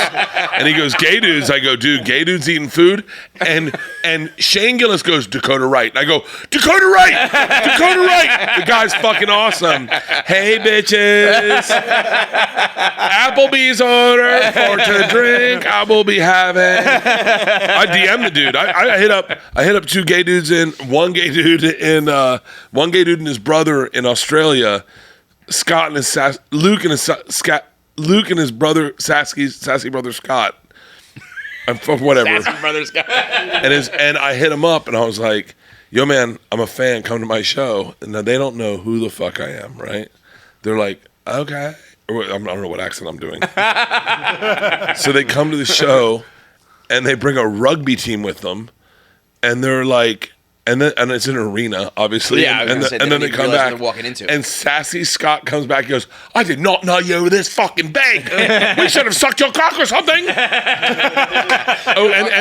I texted him and I was like, I can comp the tickets. And I wrote back, I can come for the tickets. And he was like, I'm not really sure what that means. Are you?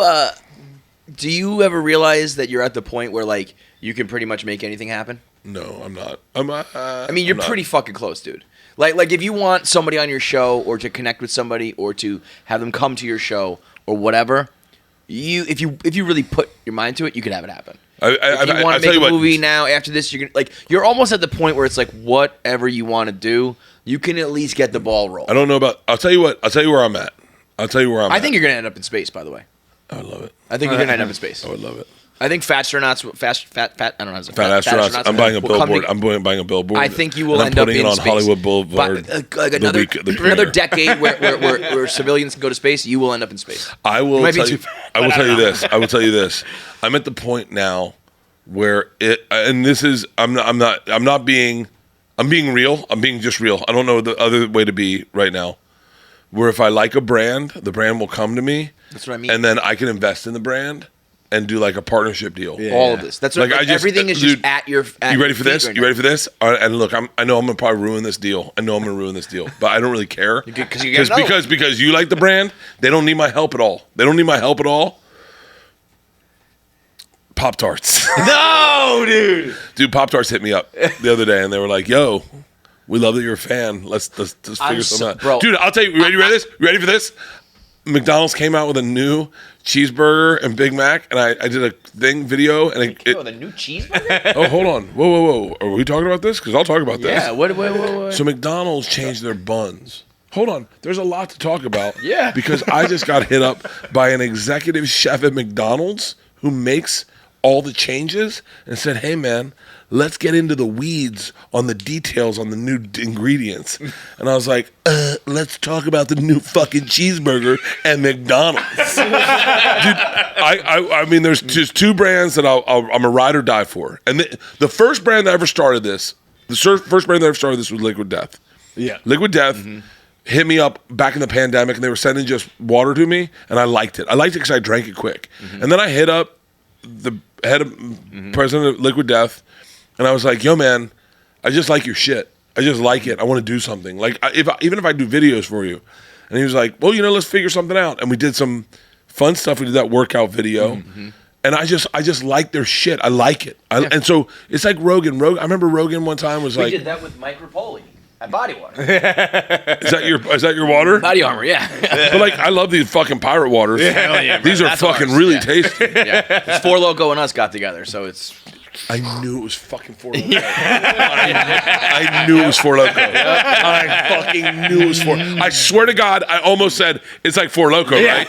When you said they only allow 3, I go, I've heard that before. There's only one other big dick in the industry that did that. It was where you tape them to your hands. Straight up, our boy Bert got loose on the show today. And that's all thank you to Pirate Water. Pirate Water, if you need an example of Pirate Water at work, this Bert episode is the one. Came in, hungover, dragging ass, really was like, took his shoes off, was sitting Indian style, had puffy face, was kind of like, oh boy, we got to get through this. Cracked a Pirate Water, cracked another Pirate Water, cracked a couple more Pirate Waters, and by the end was golden. It said they were delicious. I think he said quite enjoyable. Yep. It was the best advertisement for Pirate Water possible. Every time when Whitney did it, when Bert did it, when regular people do it, when people take their first sip, I think people are skeptical. Some people get confused about the water. We talked about that. Yeah. They think it's actual water, like the other canned water companies. And then they get skeptical, like, what is it? Is it a seltzer? Is it a beer? We don't know. And then they're unsure about the flavors, and then they take a sip, and they all go, it was very enjoyable. So look no further than the Machine himself, giving the cosign to Pirate Water, one of the fastest selling alcoholic beverages in the game right now. The goal is a milli. We're shooting for 1 million cases this year, and we are well on our way.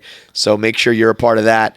Go to drinkpiratewater.com. You can find the locations near you that you can buy it in store, or you can have it delivered right to your door. 4 different flavors: Bahama Mama, Margarita, Vice, Miami Vice, Sex on the Beach. Comes is in the 16-ounce cans, $2 a can if you can find them at the grocery store, the gas station, the corner store. The perfect party in a can. Get pegged this summer. Bro, as we kick off the summer, dude, as Memorial Day hits now, and it's summertime officially for Pirate Water, we might hit a fucking million by September. It's the official drink of Brianna Chicken Fry and her entire life and the bars she owns and the parties she goes to and everything else. So get down like we do. Get down like her. Go to drinkpiratewater.com or get it delivered to you on gopuff and get pegged.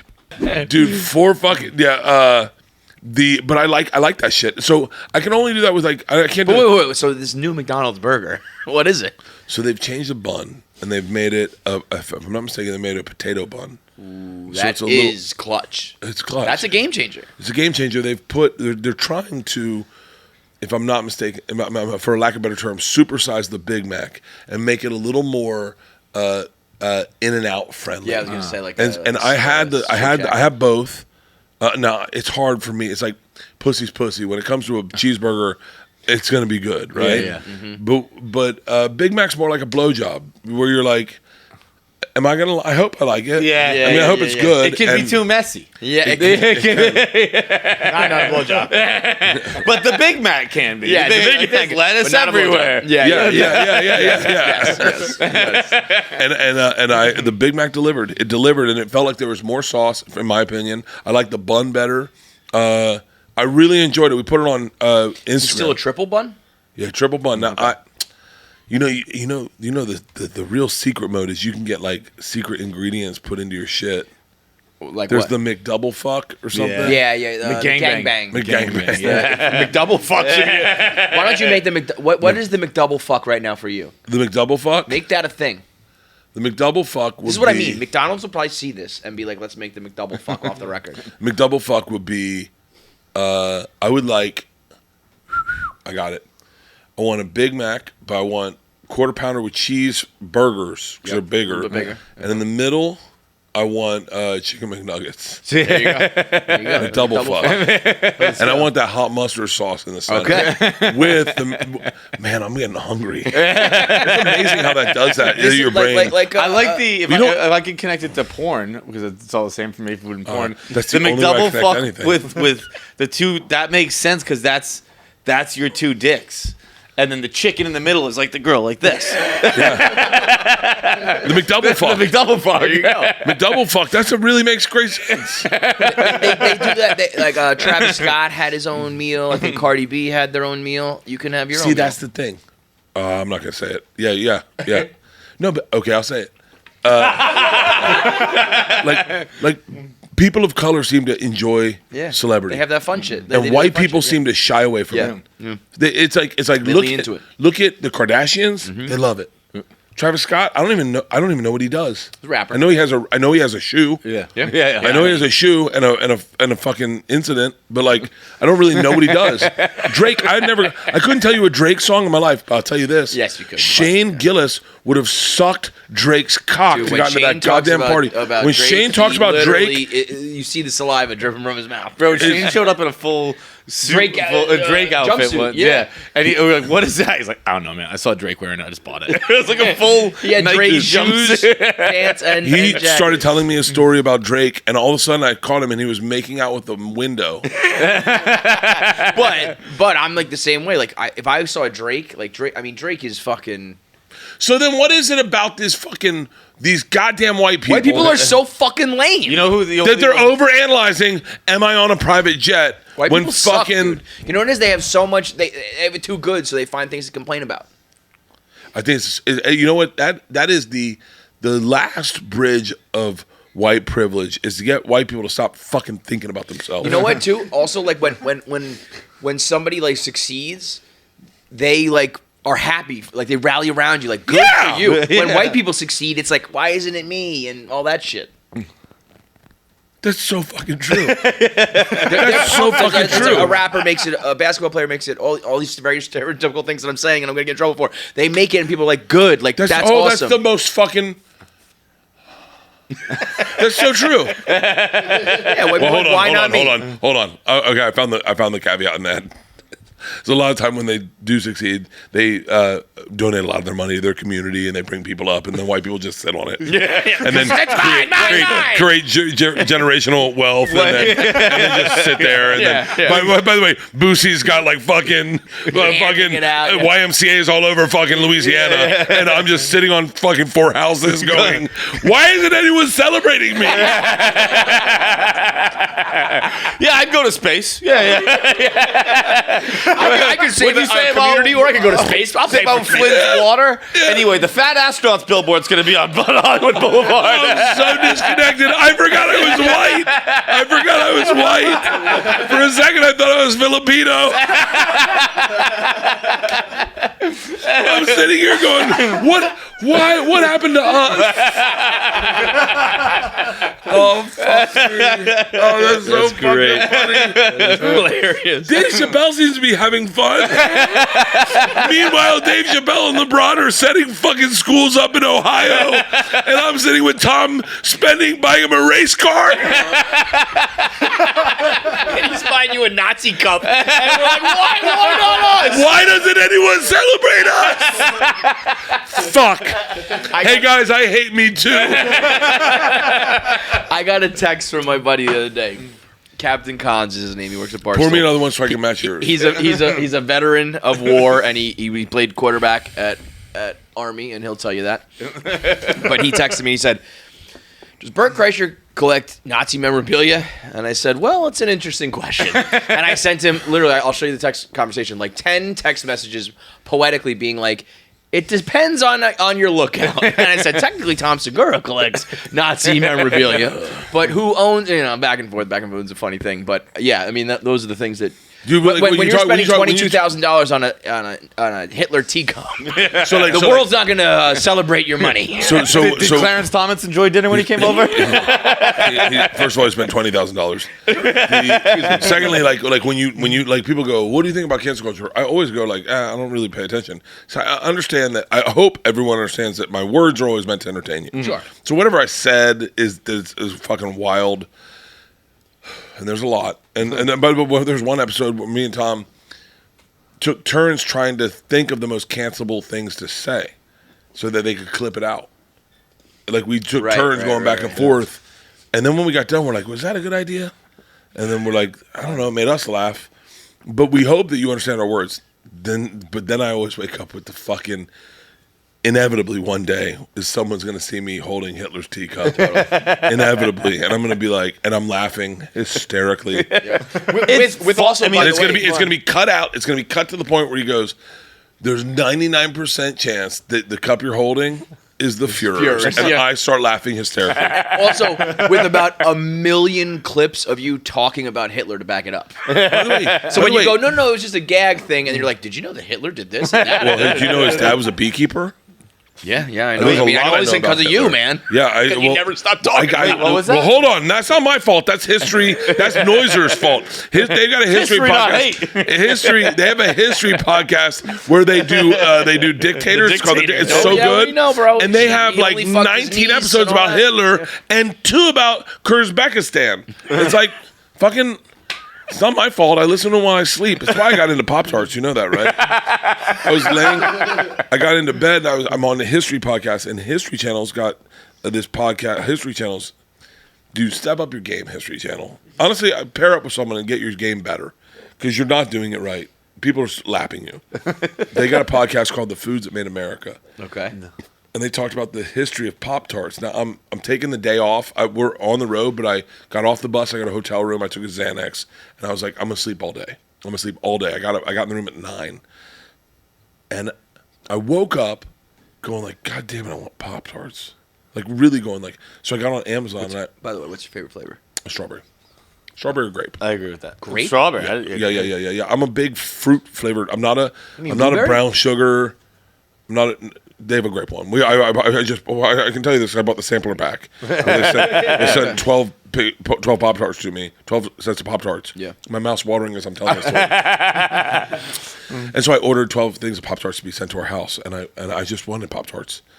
I get my bunk that night. We're going to the next city. I have a couple beers and a little hit of a joint, and I go to see what podcast I was listening to last, and it's Foods That Made America, and it's explaining the history of Pop Tarts. And it's about Country Squares was Post. Post came out with Country Squares, and they were so braggadocious because there was a war back then that they did a publication announcing Country Squares. We've got Country Squares, and we're going to revolutionize breakfast food. Nabisco's like, fuck, or whatever the other one is. Kellogg's is like, fuck that. We can beat them. So they put their best scientists down to come up with something to compete with Country Squares, and they did. Pop-Tarts. The key to Pop-Tarts was the holes in the top, because when you bake a pastry, it inflates. So they put holes in the tops, and they put a paste on the top, and they put them out, and they sold out within a week. And I had been listening to this as I slept. You wake up. Someone smarter than me at Barstool realized this is the next business plan. I listened to this while I slept, and I woke up. Must have had dreams about Pop-Tarts, and I bought fucking 12 rounds of Pop-Tarts. Subliminal, man. Subliminal, man. Let's start selling dreams. I love it. Me and you, we pair up with Calm, the app, right? Sure. There's good podcast sponsors. They've been awesome. Yep. That lady that does a hi The and ASMR welcome shit. to Yep. Calm. Yep. Make sure your neck's in a comfortable the position. sleep apnea machines? Fuck that. No. Fuck that. Did you see my sleep apnea machine? Yeah, that's the thing. We got to find a way to make it so it doesn't affect you. It needs to be a part of your pillow. Yes. Ooh. Because then you get all the oxygen and your brain starts dreaming like a motherfucker. I need it to be a cage. Right. Just you put this thing down around you. Up to my waist, that shoots air in my nose. Instead of yes. That can happen. Dude, my sleep apnea machine, the nozzles, so when air goes in, these two little flaps open, and then when I breathe out, they close, so my ears pop. Yeah, you can't have that. It fucking No one's going to be able to sleep like that. Sleep? Dude, I couldn't do it. I gave it to Isla to try it, let Isla try it, and she was like, it's making me crazy. Yeah. But if you figure out the way to make that okay, you get the best sleep of your life, and you dream, and we take down, whatever your brain waves were thinking, and we fucking subliminally sell it to you, and then we fly private everywhere forever. What would you rather, be able to fly private anywhere forever, or to sit comfortably in a coach seat, skinny as fuck and jacked, where you go, actually, I don't have a problem in coach. And then you're just jacked for the rest of your life, too. And you're just in great shape. You see, someone like you who flies all the time, I would probably just take the jet. I'm not on planes as much. I would rather just be like, I can sit on this couch without awkwardly putting my feet. I take jacked in coach all would day you long. really? Wow. 100%. Wow. I'm so uncomfortable. I think we were just talking about you the other day, right? We were talking like who was it? Not you, because you're in shape now. Fucking asshole. It was someone else. Like you're the way you're built. Even if you're fat, you look good. People like that me, was me. Was that you? Yeah. Because I'm like doughy and floppy. You're just like a bigger guy, and it's okay. And then when you get in shape, you look even better. But someone like me, it's like, ugh. I delusionally think I look good. Like I don't look at my. I don't look at my bad things. But I just saw a picture of you on Good Morning Football. You stand next to Devin McCourty. You look fucking great. You said it before, but like your calves, your shoulder. I follow Jamie Erdahl. She tweeted it. Okay, yeah. Literally a minute ago. Oh yeah, I was like, wait, I just did that. I was like, wait. I don't know how you do it, man. But no, I like. First of all, I'll tell you the key. If you are a young man and you like partying, here's the key to life: be punitive. Be punitive. The second you wake up, punish yourself so you don't deserve anything you're getting. Don't. If you're punitive, you will be the greatest dude alive. You'll be sweet to everyone because you always feel like you're privileged to be anywhere. But more importantly, you'll wake up and go, I got to charge at it today. And that is the number one thing I wake up with is, God damn it, what the fuck did you do last night? Let's go after it this morning. Mm-hmm. And I get up at 6:30 every morning. I work out hard, like fucking aggressively. Like I just got a new trainer, so I'm even working out even harder now. And then once I do that, I know that I can do everything for the day. It's the treats. Like Yeah, you it's the said, you treats. earned It's it. like, Yeah. and I burn it in the morning. Like the other day, we did 5 AMRAPs, 6 AMRAPs. No, 5 AMRAPs, 6-minute AMRAP, 5-minute AMRAP, 4-minute AMRAP, 3-minute AMRAP, and a 2-minute AMRAP. Each switching up. And before that, we did 7 rounds of squats, like heavy weights. With Arnold, he man, the little bit of working out we did, and we just did back and chest and buys. It was so cool to have him coach you and go, hold it. Hold it. Let me feel this back. Oh, look at this back. Dude, so I go through like meathead phases, which I'm in one right now. Yeah. And I've done that my whole life. And when I was in like high school, college, me and my buddies were in a meathead phase. And we used to watch Arnold. I wouldn't be able to work out. It would be a dream to work out with him because we watch it so much. Have you ever seen it? Like his documentary? Pumping Iron? When he's talking about how it's like coming for him. The pump is like the cum. It's like coming, dude. We I would get just to do cum curls, every and day. it's all we would scream, like when I from like ages like 18 to 24. Anytime I worked out, I was. I'll tell you the best thing. Like coming. I'll tell you the best thing he said. He said a lot of really cool things. I don't know how. I don't know. We shot it, but Arnold's pretty interesting. He didn't want to do press. He didn't want to do press. He just wanted to hang out. And he's like, you can use your phone, whatever, you know. So like, it was cool in that there was no one, no industry there, no fucking, real. no grossness. Just like you're hanging out with Arnold and Fortune, Arnold, Fortune, and he's promoting technically his FUBAR, his new show on Netflix coming out on FUBAR. It's brilliant. He's fucking brilliant. You know why he's brilliant? And I don't mean this like, I hope I'm not sounding too fluffy, but he goes to me, a guy he knows that is a big self-promoter and knows that I talk. And all I've talked about is Arnold's show FUBAR coming out Memorial Day weekend on Netflix. The guy's a fucking genius. Also, The Machine. Yeah. Oh, yeah. My movie also is in theaters, but check out Arnold's movie with Fortune. But he goes, so everyone can shoot on phones. Everyone can shoot whatever. He's an amazing dude. But the one thing he said that I thought was really funny, the two things. Well, a couple. One thing he said that I thought was really funny. He goes, I would love to try comedy. I was too aggressive. I think it's my mentality. Milton Berle said, Arnold, stop burning. You need to singe, not burn. He goes, Milton Berle gave me a joke. He said, hey, the guy you're talking about for roasting is overweight. So go up and go, hey, this guy's a little overweight. He says he's retaining water. For me, it looks like he's got Lake Mead in there, right? And he goes, and then I go up and I'm a little too aggressive. I go, look at this fat fuck. Can't believe he doesn't have a wife. This fat fucking piece of shit. What the fuck? He's going to die young. And he retains water. He's the ultimate get. I'm being dead serious. That's up there, man. That's a name that, like, you know, we've had plenty of names come by, but there's still always someone who's like, oh, I don't know that person, or I haven't seen that. Like, there's nobody who doesn't know Arnold fucking Schwarzenegger. I actually wonder, do you think the kids do? Like, do your kids know? Like, were your kids impressed by that? I lost like, he shit. translates. To everything, the first thing I came home, I goes, what was Arnold like? I was like, well, we had watched Pumping Iron. Me and Isla watched Pumping Iron, and I had to explain to her, like, you gotta realize this is the beginning of weightlifting. Yeah. Right. Like, This is the one. Like, he ran away from the Austrian military. He stole if I'm not mistaken, he stole a tank to compete in a bodybuilding competition in like the 40s. Is that or the 60s? Not The Austrian tanks were pretty busy in the 40s.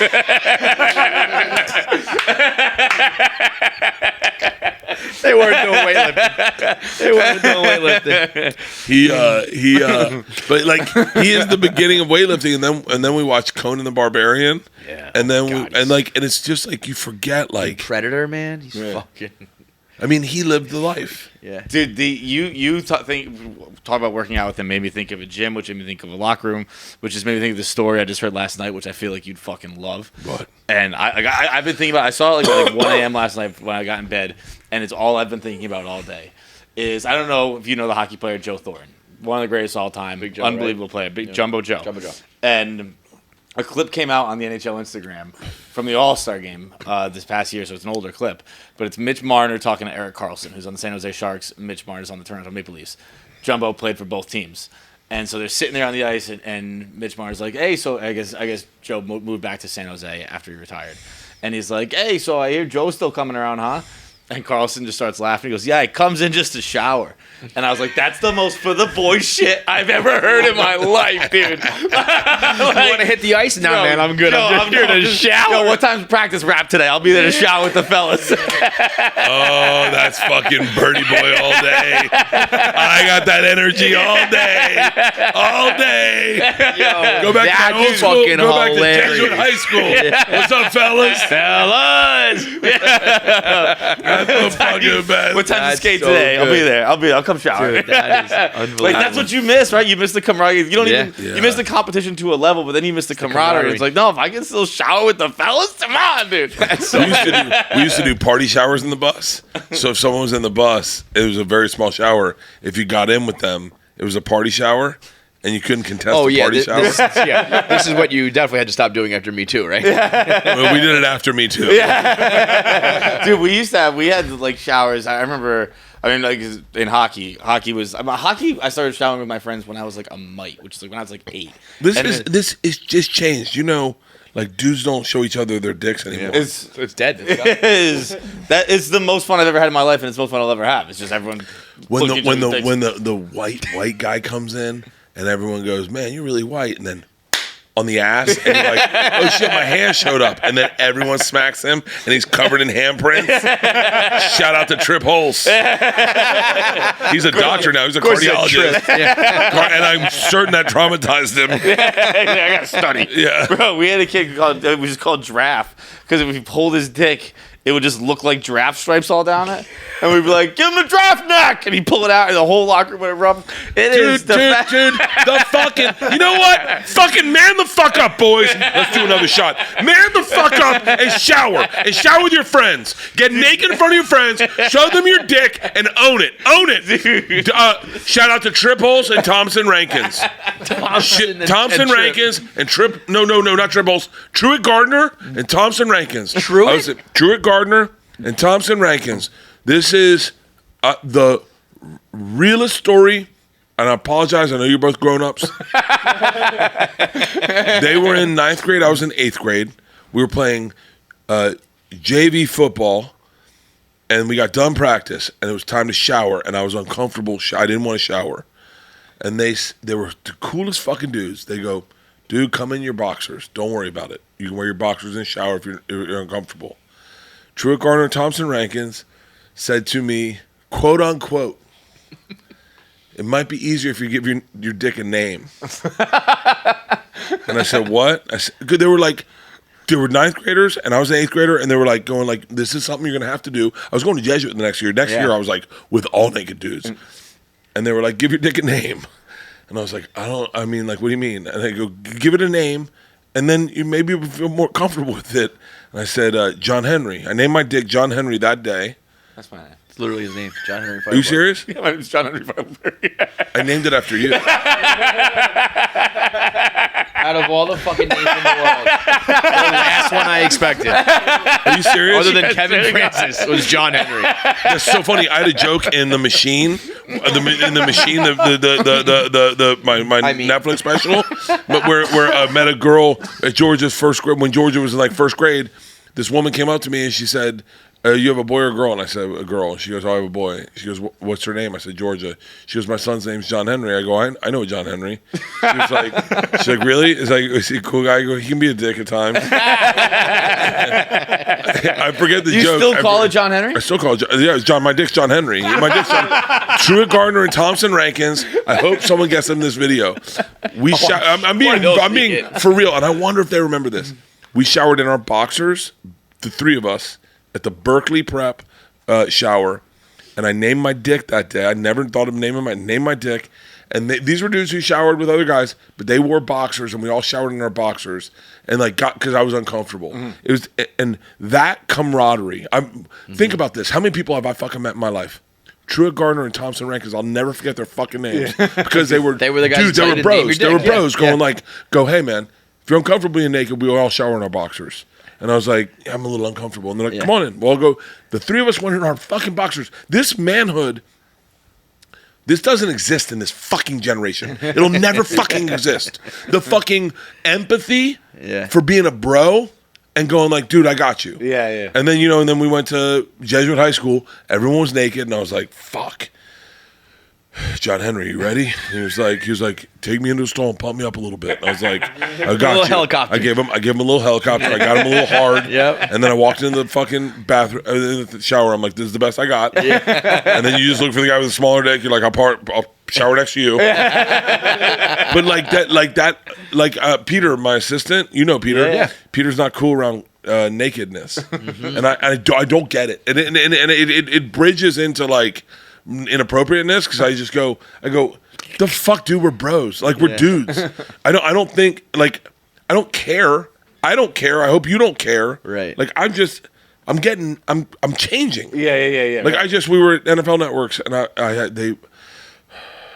I had underwear on under my jeans and I was losing my shit. I was gonna say you never do that. And I was like, because I had a tracksuit on, and apparently Leanne says everyone can see your dick in the tracksuit. That might be true. And I was testosterone in my dick was hard. Thank God I wore underwear. and I was like, I need to change out of these underwear.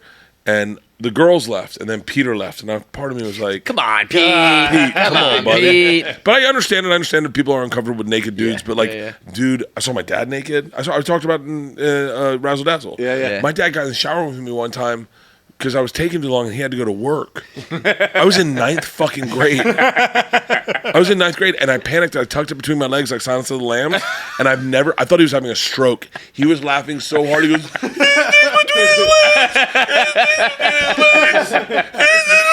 he got out of the shower. Maggie! You drove yourself to school thinking about it. Dude, I remember seeing my coach's cocks. Think of all the dicks you saw. My coach's cocks. I saw all my coach's cocks. I remember the first time my coaches showered with us. I was like, oh, this is a new bridge. We were like, I was like a sophomore in high school. It's a new twist. We had just like wrapped me. We had like spring. Like I went to high school. We had like weird shit, and we had spring training in Florida.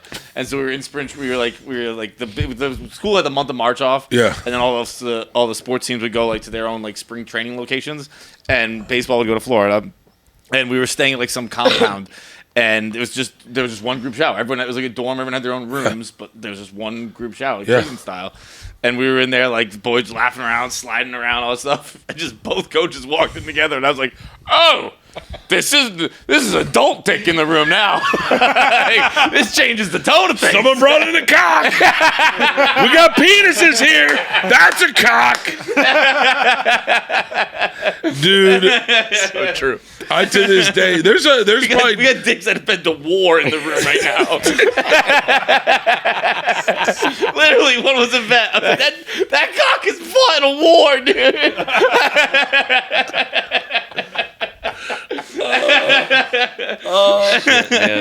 Man. I rolled the dice last night and asked Leanne if she'd ever suck in her son's his cock. I can't even get it out of my mouth. You don't want those kind of answers, man. Well, we were doing so we do something's burning out of the house that we do, and so the new house we built a kitchen, and so we do it out of there. And Leanne's like, well, we should do more cooking shows. She's got a friend Sandy, who English is not her first language, and she wanted to do a cooking show called Faking Make Believe. Because she makes Asian meals that are cheat codes, and then she makes them in like 10 minutes. So it's like a real Asian meal, but you make it in 10 minutes. Okay. It's for Asian people. It's what Asian people do. Instead of ordering out, they just make it the way their mom taught them. Yeah. Real quick. Yeah. So we did an episode yesterday. It's the first episode. We're going to do more. It's really fucking funny. But they have their friend Kat on it. Kat's like fucking beautiful, fucking production design, whatever she does. She's like a fucking hot English. And she goes, I dated a French guy. Reminds me of having shag with a French guy one time. And I went, was he circumcised? She goes, no. And I went, ugh. And then I said, Leanne, you ever suck one of those dicks? Not realizing I just thought it like I like you're a just came host. out, yeah. And Leanne goes, ugh, no. And I went, thank God. That was a close call. I didn't want to know that answer. Dude. I remember we were married. We had 2 kids. We were watching a Bernard Hopkins fight. Oh, Jesus Christ. And Leanne went, he is attractive. Oh, no. And I went, Bernard Hopkins? She goes, no, if that's the guy. I mean, like, I'm not going to say I'll ever cheat on you, but that's the guy. And I realized I'd never asked her if she had fucked a black guy. Not that it mattered, but it's just a question. It's a question to be asked. And I went, have you ever fucked a black guy? And we're married. We have 2 kids. And she goes, does it matter? And I went, I don't know. I don't think it does. It may. We'll find out, I guess. Go, why don't you wink your answer to me? And she said no. But Bernard Hopkins is her guy. How you went? Well, part of me, because part of me was like, if she didn't have the right jungle fever. Like she had Bernard Hopkins jungle fever. Like you'd think she'd be like, yeah, T.I. is a good looking guy, right? Like someone like Cameron's a good looking guy. Like, but she was going Bernard Hopkins, right spent 15 years in prison. Like, what the fuck is she into? It's so polar opposite than me. Like me and Bernard Hopkins share one thing. I swear to God, we share one thing. Do you know what it is? Leanne. Do you know, does anyone know what Bernard Hopkins and I share? Name. The Machine. What do you mean? Bernard Hopkins copyrighted The Machine. No way. Oh, shit. Yeah, he's The Machine.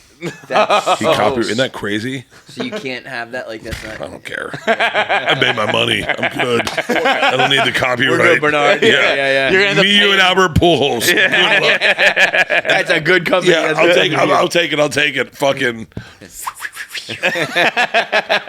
God damn it.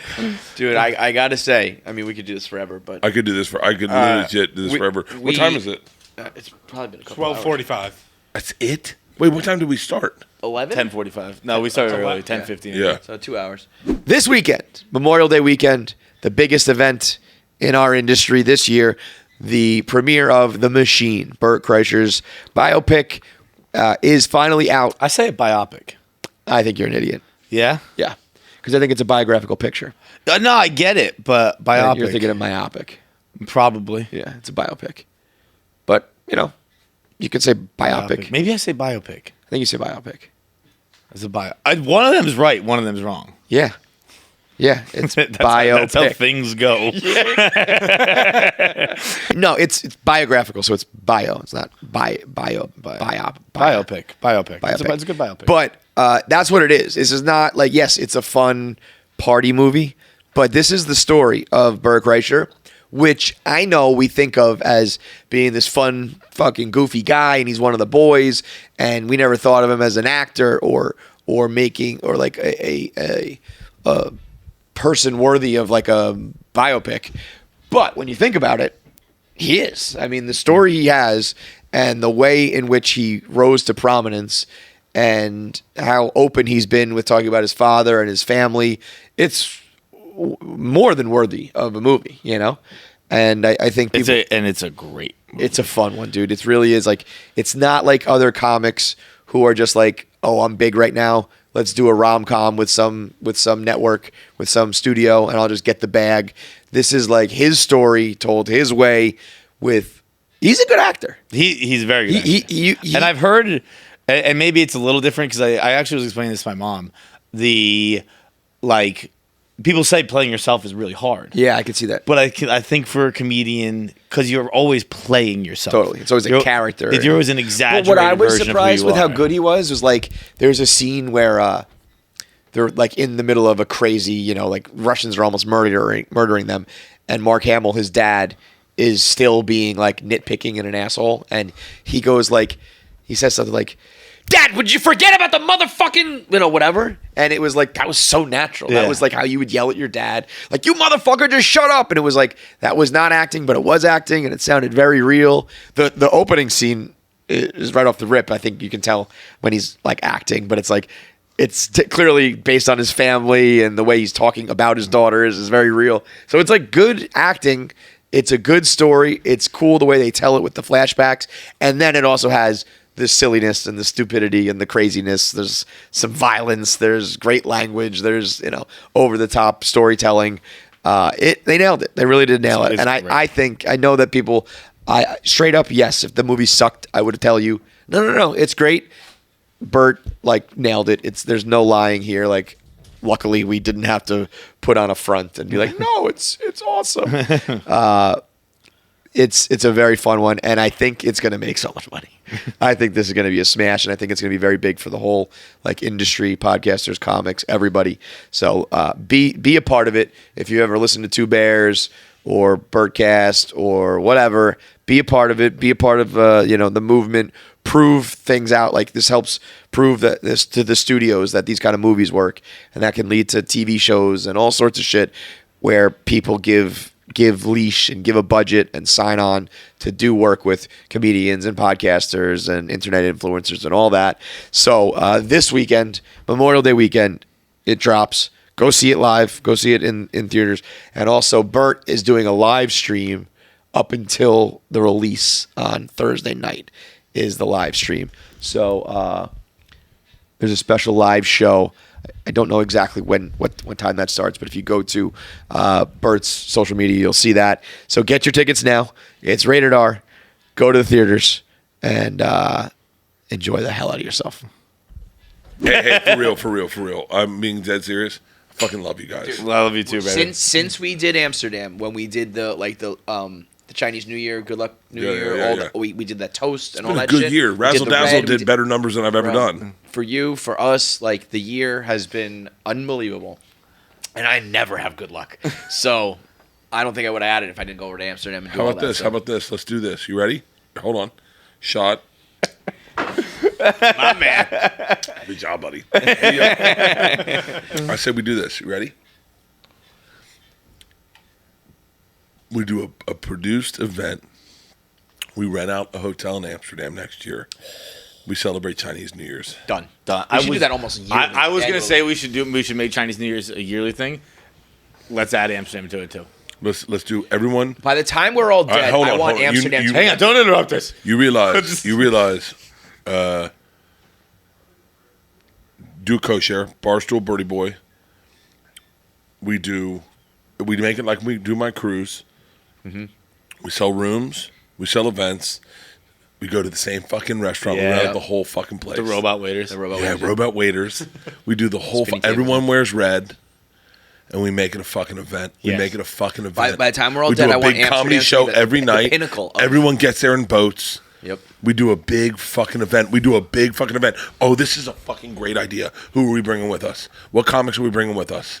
We got to bring Shane Gillis. He's the best. Shane was the first he is the best fucking hang in the world. Yeah. Shane Gillis. Dude, this is a fucking real thing. This is... Dude, what are you looking for? Wait, I'm looking for an adult to stop us. You are the adult. That is... We do a big fucking Chinese New Year's because I'm telling you right now, I've had the best year of my life. Yeah. My Razzle Dazzle, not to humble brag by Will, and thank you everyone for watching it. So my Hey Big Boy came out during the pandemic. It came out March 17th. Stay-at-home orders were on the 13th. I remember that, yeah. The numbers were through the roof. I think something to the best effect of ever. the third best most watched special ever. Something to the effect of that. I'm bad at listening. Yeah. Razzle Dazzle did double those numbers. Holy shit! And I'm telling you, it's a lot of things. It's a lot of things. I think a lot of things. But I will say that more people talk to me about flying you guys to Amsterdam than anything. It was the coolest move ever, dude. So many people talk about it. This is our first time hanging since then, right? Yeah, it is. Yeah. I mean, it was a legendary. It was a legendary fucking hang. And we had a blast. Since then. Penn's gone public. Mm-hmm. Everyone's doing better. I mean, I think the proof is in the pudding. John launched a new skit show. Episode 3 just dropped. Really? Which Kevin actually said at the dinner. At the dinner table. I think you have it on camera. He's like, Barstool's going to have a hit sketch show, and it's a hit. It's a smash, dude. It's a smash. My pitch is now you can use this for content for when we go on sale. If you want luck like we've had, then meet us in Amsterdam for Chinese New Year's. It'll be a fucking blast. Dude, and we do that wait till the every machine does fucking 152 million. Yeah. Then we're really talking. Dude, by the way, we're in control of our own luck. If you think about it, if you want luck, like us, then buy tickets to the machine. Yeah, there you go. Keep watching the show and watch his show and make the luck better. And then know that luck's coming your way when you come to Amsterdam with us. Yeah. Now, there'll be a couple of lucky guys like Mark Smalls who had a low-dose overdose. And we lost him. But yeah, you're going to have casualties along the way, but hey. A couple casualties. Yeah, he's doing Freedom fine. isn't free, baby. You know? And I'll tell you what, this is how we plan it. We do a small group. I think it's a small elite group. We don't do a huge group. We can't do like because you can't ruin the vibe. You know, it's still got to be a good hang. It's gonna be. I think we're gonna find out the right way to do it. It's gonna be a nice pre-sale. It's just a pre-sale, no general on sale. Yep. A nice small pre-sale. Get a solid group of guys. Yep. And what we're gonna do is we're also with that money that we get, we'll make no money. And I know you're not gonna like that. You're not gonna like that. But we don't need to make money. It's about luck. Right. I was gonna say the money comes with the luck. So. The money comes with the luck. What we want is the luck. We want to be lucky with you. And what you will get is with the money that we generate from this, we're going to hire a couple celebrity cameos to show up in the middle of fucking events. Just like we got with Kevin. Flying dildos! A couple of celebrities be catching dildos, and everybody Kevin wins. was texting me like probably like 2 weeks later. I think like I forget if we maybe talked about it on a show or something like that. And he just went, man, what a night. And I saw it pop up on my phone the name Kevin Conley, and I was like, oof, this might not be good. I don't know if he knew he was in a we're telling the story to everybody situation. I dropped the facade. I told someone, I was like, Kevin fucking Conley. I mean, that's the best part of the fucking night. He just walks in. He just walks in, flying dildos, snag Mets 82. He's like, what? And I opened my phone. I was like, oh boy. And he's like, man, that was a crazy night. And I was like, yeah. Like, wait for that shop. He just goes, fucking unreal story. Gonna be hard to tell the wife, but I was like, as long as he wasn't angry. He was just acknowledging. He's like, yeah, that one wasn't told freely. We should do that.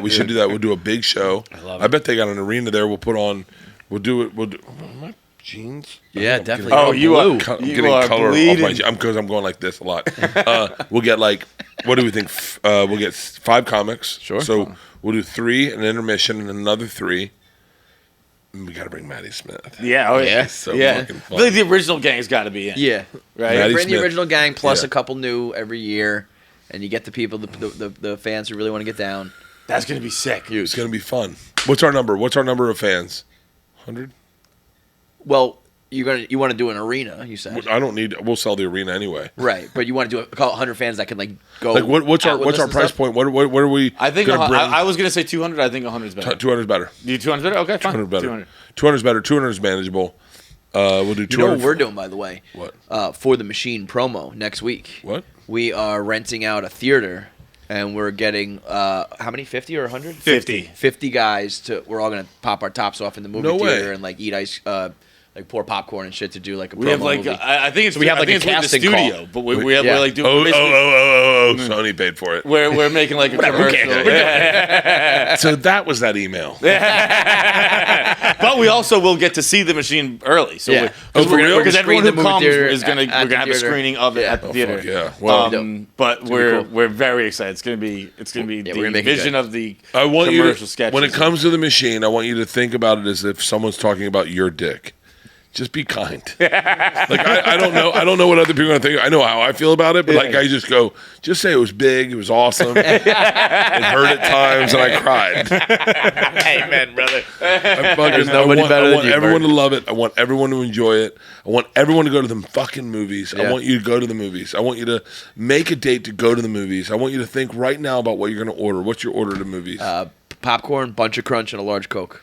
Put the punch of crunch in the popcorn. I don't do that. Popcorn. I do it both in the hand. Well, you yeah, don't get yeah. enough. Yeah. Right. Popcorn, bunch crunch, water, mangoes, dried mangoes. God. Wow, Don't you get him started really on the are mangoes. on a diet. Dried mango. Bro, they did that. It's actually movies that got me on. I've been eating tons of dried mangoes because they sell them at the theater. That's what got me into dried Yeah. mangoes. Really? Yeah, it wasn't like it was He has like 60 servings of mangoes a week.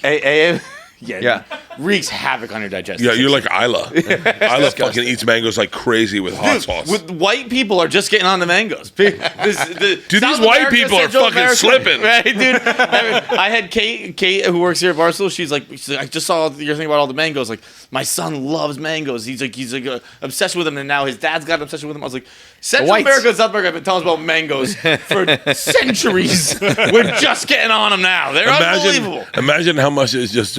I'm drunk. You could see the thought coming into my head.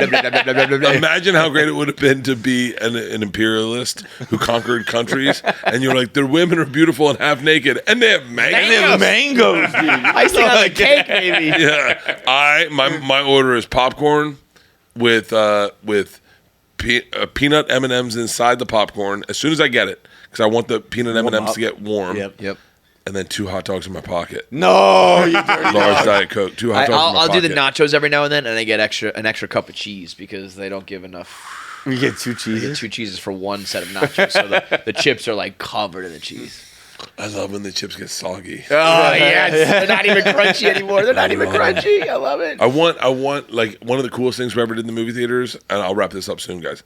One of the coolest things we ever did in the movie theaters, we saw the treble feature, which is the 3 movies of Pitch Perfect. Oh hell yeah! It was awesome, Dude, that's It was great. I love Pitch Perfect. We went at like 10 in the morning, and we watched 3 movies of Pitch Perfect. The 3, and then they played the new one, I guess, or whatever. Yeah. We did with the girls. It was fucking awesome. Dude, those days when you go to the theater for a long time, there was an epic into the snowstorm in Boston probably 8 years ago. And I went to see, I know the movies actually, so you can find out exactly how many years it was. I saw 13 Hours, and I saw Dirty Grandpa. And we snuck in, me and my buddies. 13 Hours and Dirty Grandpa? Yeah, dude, it was. Shut the fuck up. What a day. We all brought in our own, we all brought 2 bottles of wine. We went to the Dude, smuggle booze into my fucking movie. Smuggle booze into my fucking movie, and send me a picture on Instagram of smuggled booze. Yeah. There's no I love better. when you hear in a movie theater, you hear Yeah. bottles. And Yeah. you're like, My buddy Eddie pulled me inside and he goes, "Hey man, we're gonna see this movie. I got a 12-pack of beer. We're in college." I go, "Cool." He goes, "We'll bring dates," and I was like, "Fucking awesome." And he took me to Mr. Holland's Opus. And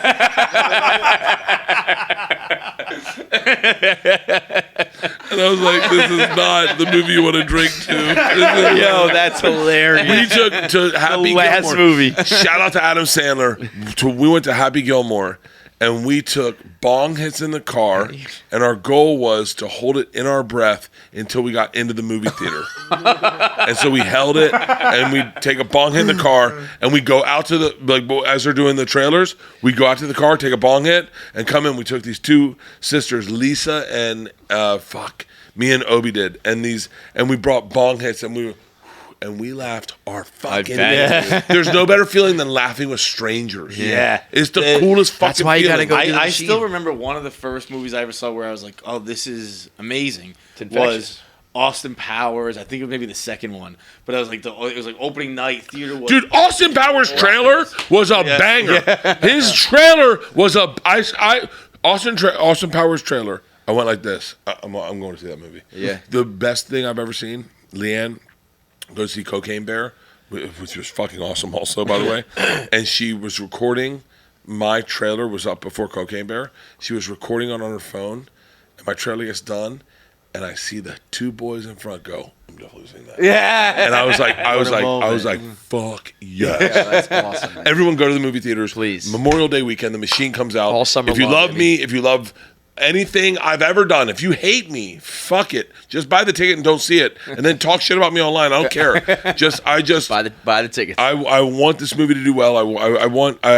Dude, it's gonna smash. Yeah. It's I gonna know. I'm smash. super vulnerable about it because I want. I can only imagine. It's not only is it your movie, it's your story. I get all that, but it is gonna smash, dude. I hope. Congratulations. From your mouth to God's ears, ladies and gentlemen, I'm very grateful.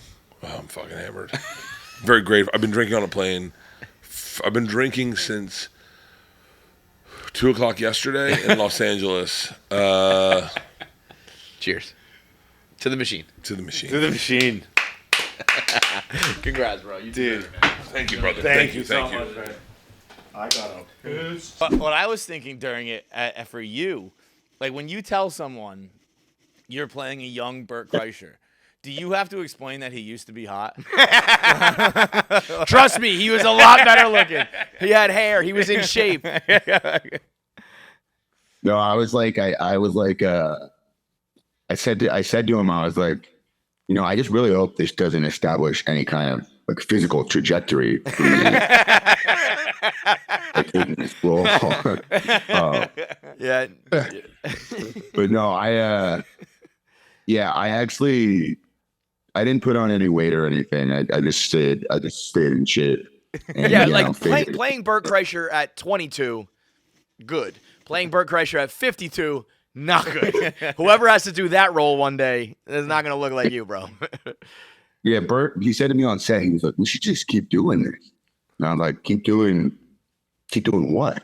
And he's like, you should just play me all the time. And I was like, dude, I think this might be my last role as Bert Kreischer.